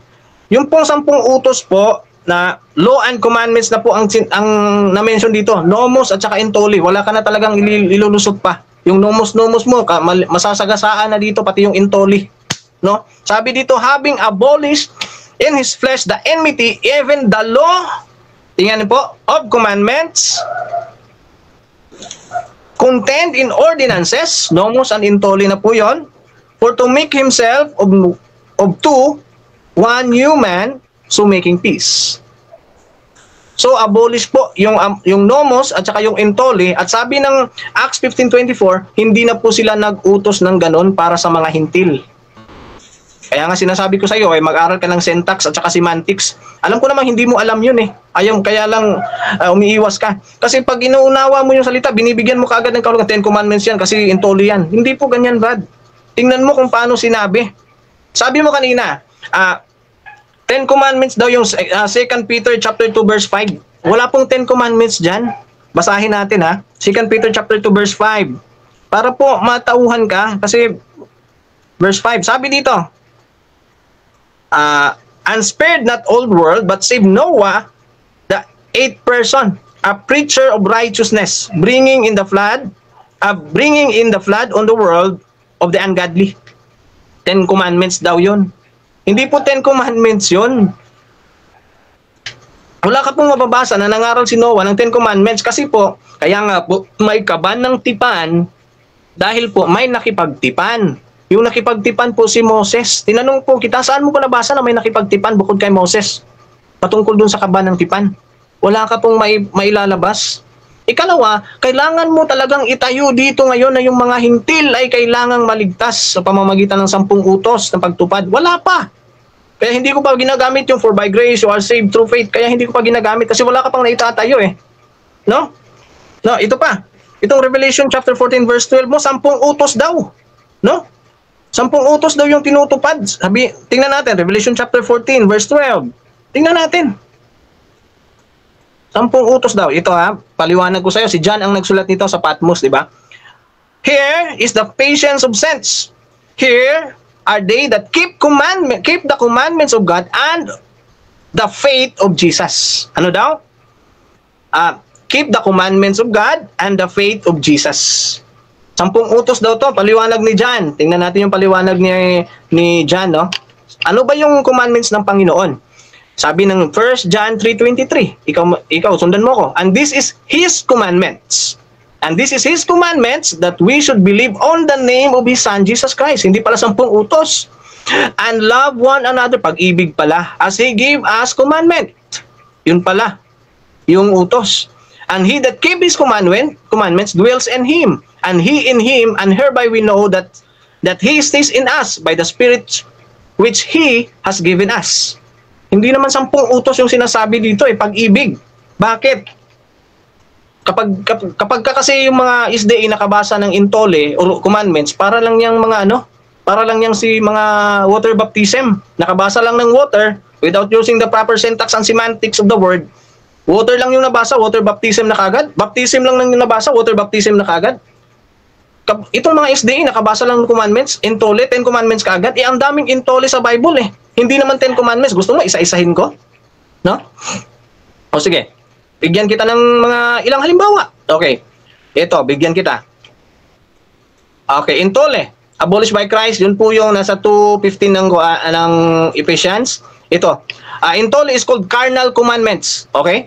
Ito, Hebrews 7:15. And it is yet far more evident for that after the similitude of Melchizedek, there rises another priest. Ito, verse 16, tingnan mo. Who is made not after the law of carnal commandments. Intole po to. But after the power of an endless life. Magkaiba pala yun, no? Tsaka, in Romans chapter 8, verse 1 and 2 po, malinaw po, hindi na po tayo kasama. Sabi po dito, and when he had opened the seventh, Romans. Binasa niya kanya Romans 8:8 pero hindi niya para kayang panindigan, no? Sabi dito, therefore, sandali there is no condemnation to them which are in Christ Jesus. Itong verse 2 sinabi dito, for the law of the Spirit of life in Christ Jesus has made me free from the law of sin and death. Yun palang sin and death dito, malinaw. Pag tiningnan mo po yung verse 1 ng previous chapter, may ginamit po si Paul dyan na comparison na ito po yung ng isang typology, no, na parang mag-asawa ba, na pag namatay na yung isa, saka ka palang pwedeng ikasal sa pangalawa. Paul is referring to the commandments na 10 utos dito na pinalaya tayo, no? Kung hindi ka pa malaya dun sa isa, hindi ka pa pwede dun sa pangalawa. Kaya sa verse 8, sa chapter 8, malinaw na sinabi ni Apostle Paul na for the law of the Spirit of life in Christ has made me free from the law of sin and death. At isa pa, in James chapter 2 verse 10, alam natin na imposible pong masunod yung law. Kaya nga po sinabi natin kanina, in Matthew chapter 19 verse 26, it is impossible. Bakit? Ano ba yung konteksto nun? Munti ko na makalimutan yung konteksto nun. Nag-uumpisa po sa pagtatanong ng 10 utos, hindi po sa pagpasok ng kamelyo sa needle. Yun pong 10 utos na tinatanong ng binata, yun po yung konteksto. Kaya po, ang nagtanong siya, dahil paano ba makamit yung eternal life? Yes, thank you. Paano ba makamit yung eternal life? 10 utos yung sinagot sa kanya. Natupad niya. Naligtas ba? Hindi. Diba? Sinabi niya, i-observe the 10 commandments even from his childhood. Wala namang kaligtasan na. Naligtas na ba siya? Hindi pa rin siya naligtas kasi meron pang perfection eh. Anong kasunod nun? Ibenta mo yung mga ari-arian, pamigay mo sa dukha. At kung nais mong maging ganap, yun yung point eh. If you want perfection, follow Christ. Hindi naman 10 utos yung obedience lang kay Christ. That is faith. Diba? Kaya nagtanong yung mga tao, nagtanong yung mga disciples niya, sino ba yung maliligtas? Kung ganun, kasi napakahirap nga sa mayaman na yun eh. Kasi yung halimbawa ng Panginoon, parang kamelyo na sumusuot sa butas ng karayom. Pero sabi ng Panginoon, sa tao, ito ay imposible. Pero sa Diyos, posible ito. Then that is the grace of God. Grace po yan. Biyaya po yan ng Diyos. Diyos ang gumawa. Hindi po yung tao eh, kasi imposible nga po. Sabi ni James, kung nais mong tuparin ang kautusan at makakalabag ka ng isa, guilty ka sa lahat. Kaya paano ngayon magiging posible sa iyo ang pagsunod ng 10 utos? Lahat ng tao, Romans chapter 4, sabi po doon is lahat ng tao sinungaling. Di ba? Kaya paano ka makakasunod sa 10 utos? No? Kung ganon. At saka ikalawa yung sabat mo, yung sabat-sabat na sinabi mo kanina, no? Kung pertaining 10 commandments po na sabat yung tinutukoy, kasi maraming sabat sa Bible eh, plural yung may sabats eh, maraming sabat. Pero kung 10 commandments sabat po yon, in Deuteronomy chapter 5 verse 15, ibinigay po yon dahil sa pagkaalipin nila sa Egypt. Hindi po yun para sa mga hintil. Okay mga kapatid, dyan nagtatapos ang rebata ng ating negative. Brother Mords ng GGCC. At ako naman tayo mga kapatid sa 7 minutes na pagtatanong ni Brother Ruben. Bro? 7 minutes bro. The time start now. Okay. Ginamit mo yung Revelation ng 14:12. Sige. 10 utos ba yan pag sinabing commandments of God? Kasama bang 10 utos dyan o hindi? Okay. In the Old Testament kasama, pero sa Bagong Tipan po para maligtas hindi po siya kasama. Next question. Objection, Mr. Time stop, Moderator. time stop. Objection, bro. Anong objection, bro? Hindi ko tinatanong yung Old Testament.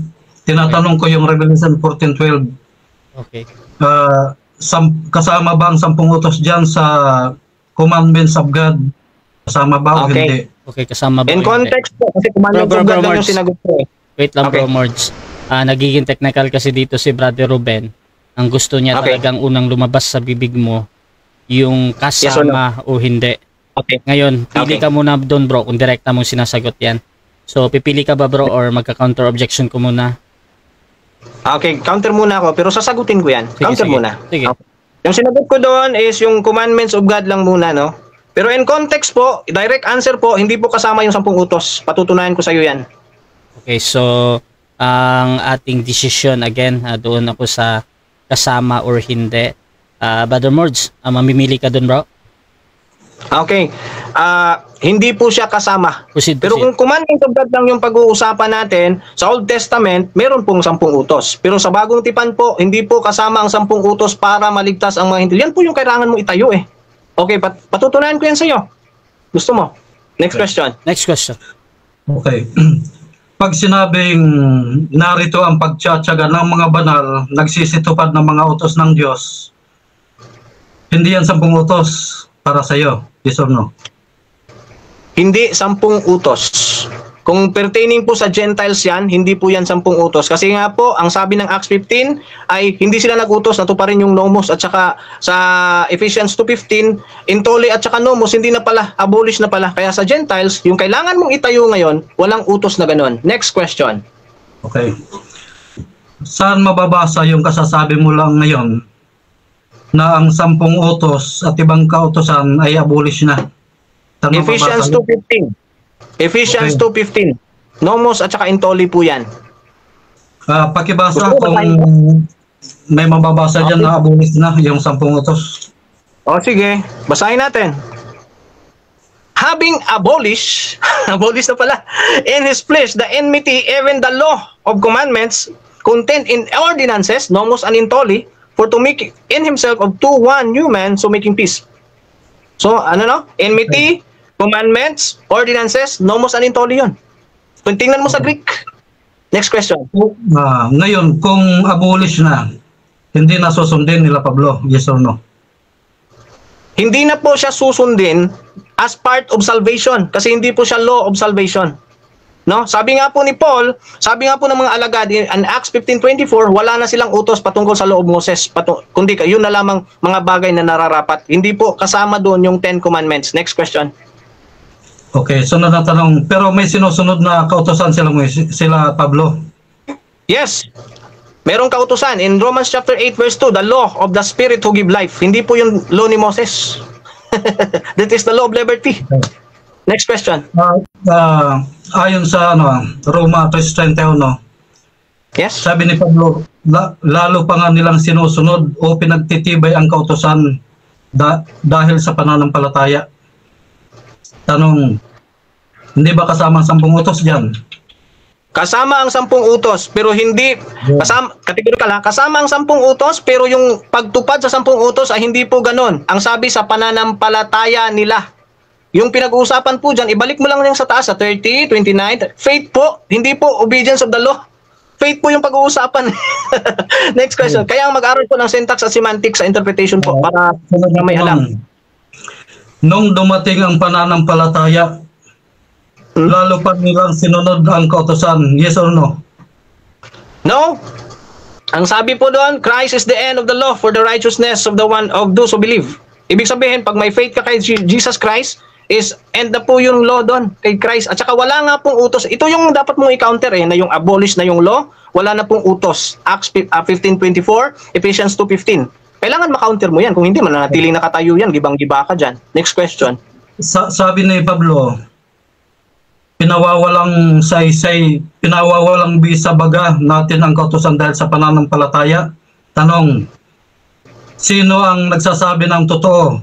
Si Pablo na nagsasabing hindi pinawawalang bisa ang kautosan o ikaw na nagsasabing pinawalang bisa ng kautosan? Sino nagsasabi? Okay, pareho kami. Si Pablo at ako, false accusation yun eh. Diba? Kasi po yung paliwanag ni Paul dito is faith. Do we make void the law through faith? Ibig sabihin, hindi sinabi ni Pablo dito na do we make void the law by not obeying it? Hindi. Ang sabi ni Pablo, through faith, na-establish na natin yung law. Hindi na natin kailangan pang isa-isahing pagsunod nun. Through faith pa lang, natupad na yon, na-establish na yon.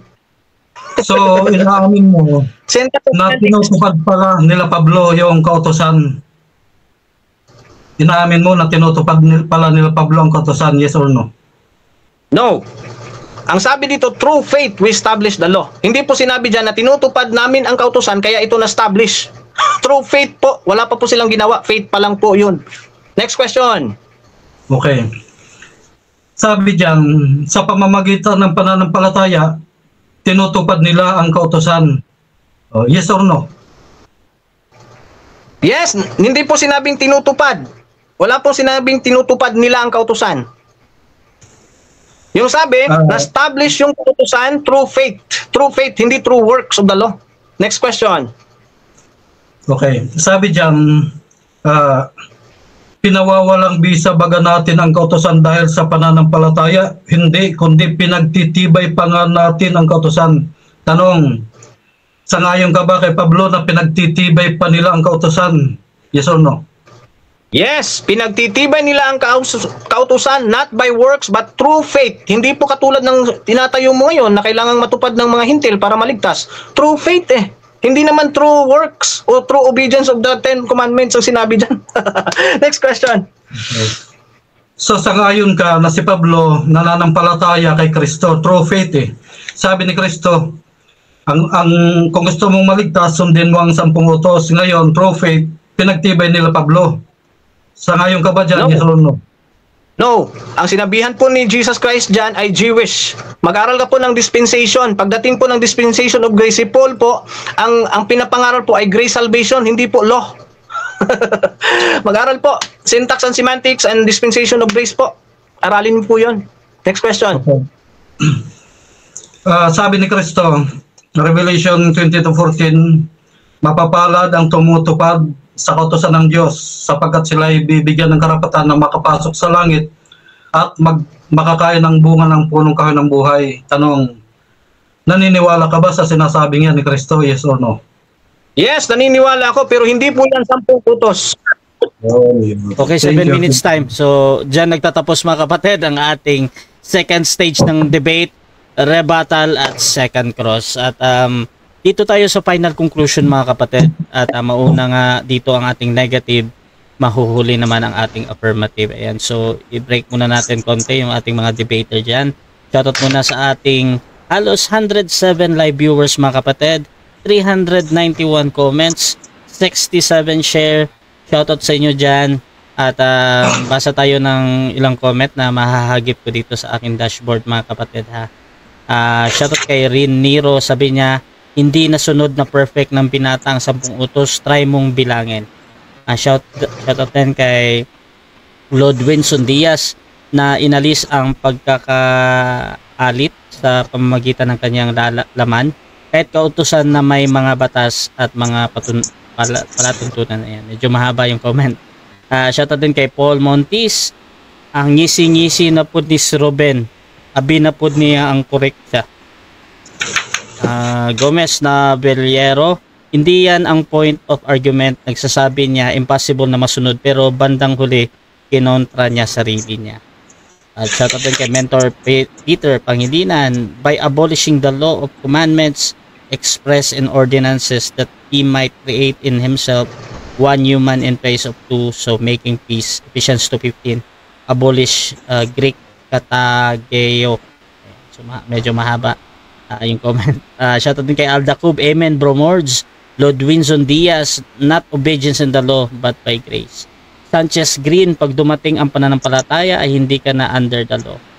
Rin Niro, mali ang semantics ng Christ is the end. Ang tamang translation ay goal of the law is si Christ. At Shomara Kaida Aizen, sa muka pag Bible study na lang mo oy.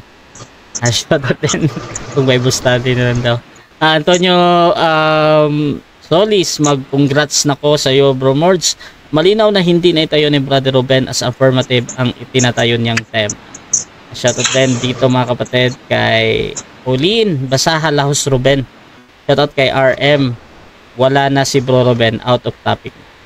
Planex Ligan de la Cruz, ganyan si Satan, patawa-tawa. Emi Alfonso, shoutout kay Brother Gomez na Novelero, isa sa magaling na defender ng Seventh-day Advent. Shoutout din kay Mentor Peter Pangilinan. Ano pa dito? Eric Nogas ba to? Uhaw na uhaw si Ruben. Pangatlong lagayan ng tubig na nakita ko sa ubos. Shoutout din kay Alder Aba. Ano din, medyo mainit talaga mga kapatid kahit ako. Pero sige lang. Shoutout din kay Eduardo Vela Mercado. Kala nyo ba ay may gatipala sa langit yung ginagawa nyo? Nakuha nyo na ang gatipala nyo dito sa lupa. Darating ang paghuhukom. Ang mga inakala nyo nasa langit ay hindi nyo makikita. At shoutout din kay Charlotte Hugo. More contents like this, please. Shoutout din kay Ariel Bukbok. Promords, parang nakaka-insulto. Nawala yun Teka. Parang may nagre-reklamo dito. Romers, parang nakaka-insulto ka sa katapat mo. Nakapag-aral ka po ba ng theology? By Ariel Bukbok. Ayan. So, mga kapatid, ulit, ang ating pinag-usapan ay patungkol dito sa patutunayan ang 10 utos ay kailangan matupad ng mga hintil para maligtas. Bilang negatibo, Brother Mords ng GGC. 5 minuto bro. Final conclusion. Your time start. Sa mga nagsasabi po nakapag-aral po ba ako ng theology? Yes po, nakapag-aral po ako ng theology. Saka nakapag-aral din po ako ng hermeneutics, kaya alam ko po yung semantics at saka syntax, saka contextualized interpretation. No, sa nagtatanong diyan, baka para hindi po siya mainsulto. Okay. No, ano po ba yung topic? Kasi po kung saan-saan siya umabot, wala naman siyang nabasa na kahit isang talata. Kasi ang pinatunayan niya dito, yung 10 utos, parang nag-exist pa yung 10 utos hanggang ngayon. Yung patunayan niya dapat, kailangan bang matupad ng mga hintil para sila ay maligtas? Wala talaga doon yung argument niya. Sige, kayo po, sabihin niyo po kung meron, mag-comment kayo dyan, kung meron ba siyang argument na kailangan matupad ang 10 utos para maligtas yung mga hintil. Kasi yun yung topic namin Wala po. At saka unang-una, ito yung talatang hindi niya itinatanong sa akin at hindi niya rin na-kontra. Anyway, tinanong niya pala kanina yung 2:15 ng Ephesians, no? Kaya pala hindi niya inulit kasi malinaw kasi dito, having abolished in his flesh the enmity, even the law of commandments contained in ordinances, for to make in himself of two one new man, so making peace. Ang na-abolish dito, sabihin natin enmity, law of commandments and ordinances. Malinaw po dito yung nomos at saka intole ay na-abolish. At malinaw din po in Acts 15:24, malinaw po sa Acts 15:24. Ganito po yung pagkakasabi, no? For as much as we have heard that certain which went out from us have troubled you with words, subverting your souls, saying, you must be circumcised and keep the law. Nomos po ito. To whom we give no such commandments. Kita nyo po yon? Wala rin palang utos na keep the commandments, so boses, keep the law. Malinaw po, di ba? At saka yung mga pointers niya kanina, kasi ito, conclusion na po ito. Kaya malinaw po, no, na sa 2 talata pa lang po, wala po talagang utos para sa mga hintil na tuparin po yung 10 utos para maligtas. Kasi po yung righteousness po natin is by believing po, by faith in Christ. Yun po yung Romans 3:31 niya kanina. Faith pa lang po yun, na-establish na yung law. Hindi po tayo yung gagawa. Faith lang po natin yun. No? At saka po, di ba po yung Matthew 5:17-18 niya kanina, yung word po doon is duration. Na until all be fulfilled. Na-fulfill na pala Naparito siya para i-fulfill. Tapos sabihin mo, hindi na-fulfill lahat. Yun nga yung pinarito niya Pag sinabing until all be fulfilled, hangganan po yon ng kautusan. Meron bang until na hindi hangganan? Pag meron kang definition ng salitang until pero hindi pa siya duration, ewan ko anong dictionary ginamit mo. Diba? Ito, nagsalita siya about Sabat. Ang Sabat po ay utos po siya para sa mga hintil. kung para sa mga Jews doon sa Deuteronomy 5:15 dahil sa pagkakaalipin nila sa Ehipto. For this reason, basahin natin ha. Nagsalita siya about Sabat. Anong kinalaman natin sa Sabat? Mga Gentiles nga eh. May Sabat ba? Wala ngang utos na inutos para sa mga Gentiles. Okay, ito po. Basahin natin. 10 Commandments yung hanay nito pero sabi dito, and remember that you were servant in the land of Egypt, mga Israelita, and that the Lord your God brought you there through the mighty hand and by a stretched out arm. Therefore, the Lord your God commanded you to keep the Sabbath. Dahil kayo'y mga naalipin sa bayan ng Ehipto at kayo inalis ng Diyos, binigay sa inyo ang Sabat. Yun yung dahilan Yung mga hintil ba naalipin kayo, mga SDA naalipin kayo sa Egypt? Hindi naman walang kinalaman tayo. Siyam na lang yung utos kung ganon. O sabi mo, marami daw nakatupad. Kukontrahin mo yata yung sinabi ng Panginoong Hesus. Yung context po doon, yung 19 po ng Matthew, verse 16 to 26 po, pag nag-contextualize ka po, ang dahilan po doon, ang usapin po doon ay kaligtasan. Una, binigay yung 10 utos, inobserve ng batang lalaki, pero hindi pa pala sapat yung 10 utos para maligtas. Kasi meron pa Pagkatapos ng 10 utos, edi natupad niya Edi sana sinabi na lang niya, ligtas ka na. O di ba? O hindi pa Kasi buhay pa siya. Itutuloy pa yung pagtupad nun. At alam niya, hindi pa yun perfect kasi yung kasunod na utos kung nais mong maging ganap, o di ba? Na if you want to be perfect, kaya imposible po yun. In verse 26, malinaw po, for by men it is impossible. Kung sa Diyos lamang po yun po ay posible. Kaya nga po yung salvation natin ay by grace through faith, not of works, lest anyone should boast. Yun na po yun. Okay, so dyan nagtatapos ang final conclusion ng ating negative. Brother Mords ng GGCC, mga kapatid. Dito din tayo sa final conclusion ng ating affirmative sa kanyang pinatutunayan na ang 10 utos ay kailangan matupad ng mga hintil para sa maligtas. 5 minutes bro Ruben ng Seventh Day Adventist. Your time start now. Okay, thank you. Itong ating negative, nagmamarunong lang naman ito Pero kung susuriin nyo, matindi yung kanyang pandaraya. Basahin natin, Episodes 15. Having abolished in his flesh the enmity, even the law of commandments contained in ordinances. Yung law of commandments na binabanggit yan, na naglalaman ng mga palatuntunan, ordinances, ipinako na yan sa cross, sa Colosas 2:14 at 15. Yan ang tinutukoy dyan, ipinako na sa cross. Kaya sasabihin niya, kasama yung 10 utos. Anong purpose? Ba't ipapako yung 10 utos para maging magnanakaw lahat? Kita nyo naman yung panlilin lang ng ganitong mga nagpapakilalang pastor at nagtatatag ng mga relihiyon. Ngayon sabi dito, Jude 4, tumusulat ako sa inyo dahil hindi ninyo namamalayan na napasok kayo ng ilang mga tao na pinipilit baguhin ang mga aral tungkol sa biyaya ng Diyos upang makagawa ng kalaswaan. Tinalikuran nila ng ating Panginoong Hesukristo na nagmamayari ng ating buhay. Sila yung mga taong walang Diyos na noon pa man ay nakatakda ng parusahan ayon sa kasulatan o yung binasa natin kanina, sabi ni Kristo. Sure word prophecy, Mateo 7:21-23. Magsilayas kayo sa harap kong mga tampalasan, mga manggagawa ng kasamaan. So, hindi mga tumutupad sa 10 utos. Yun ang requirements ni Kristo. Kung gusto mong makapasok sa langit, magkaroon ng buhay na walang hanggan, sundin mo ang 10 utos. Ngayon, lilituhin niya yung talata. Inisesa na nga ng Panginoon, alin ba dyan yung nasunod mo? Inisesa. O, sabi ng binata, Panginoon, ano pa yung kulang? O, sinubukan siya ng Panginoon, ibinta mo yung ari-arian. O, sinusubukan siya kung may pag-ibig siya sa kapwa dahil ang summary ng 10 utos, pag-ibig sa Diyos, pag-ibig sa kapwa. O, ano yung pag-ibig sa Diyos? O, mula una hanggang ika-4 na utos.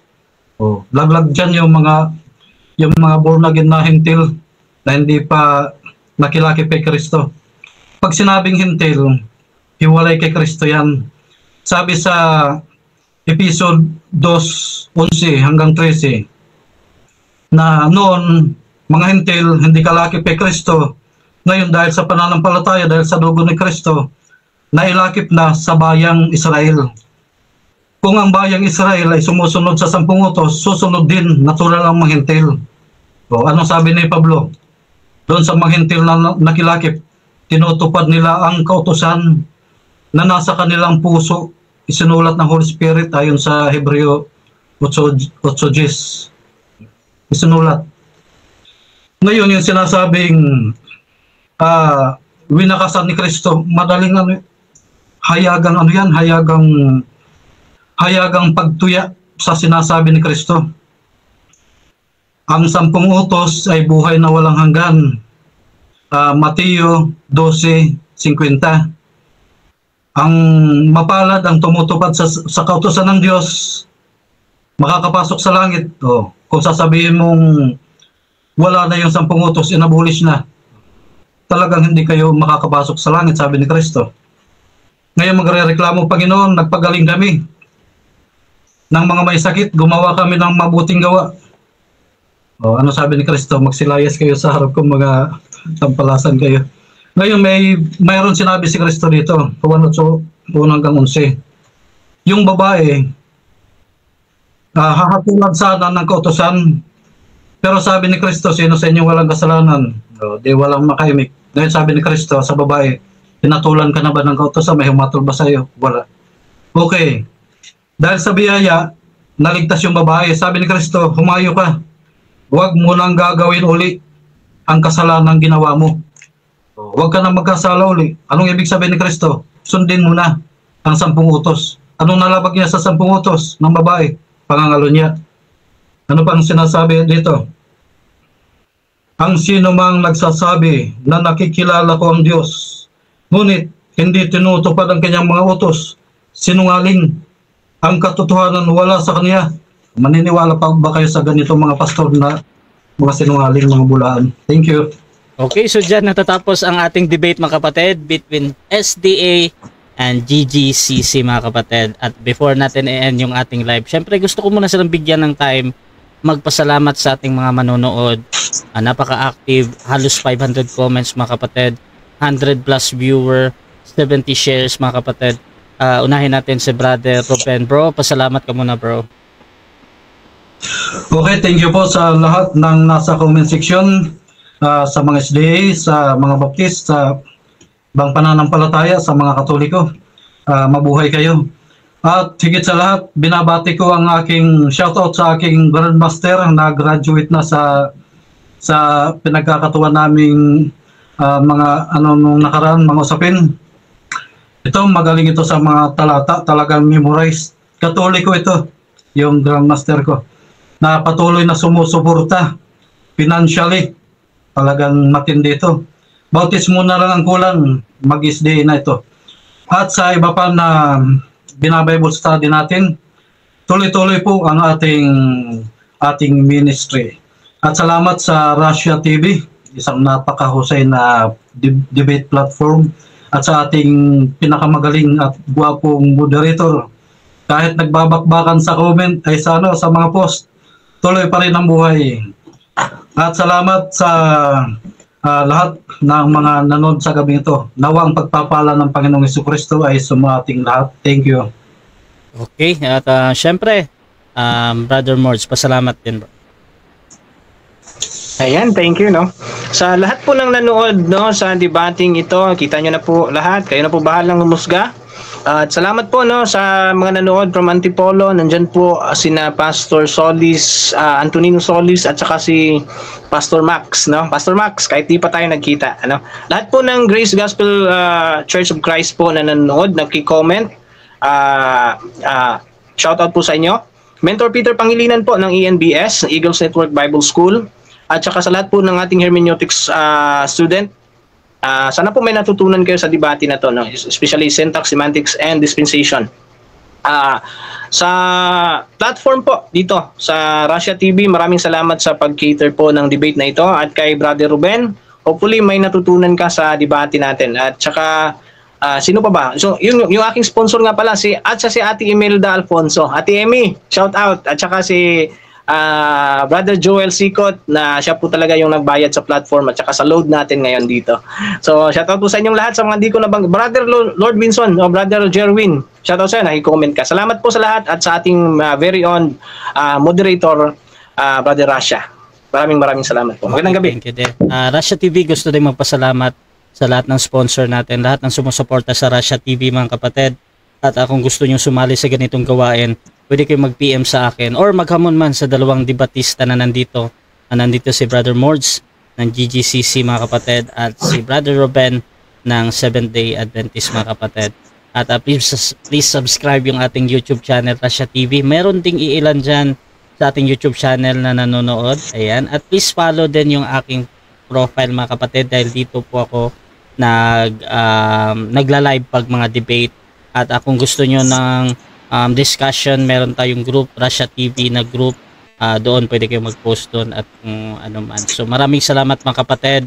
At yun, this is Admin Rasha ng Rasha TV and we're out. Mapalad ang bumabasa ng salita ng pula. Mapalad ang nakikinig at tumutupad.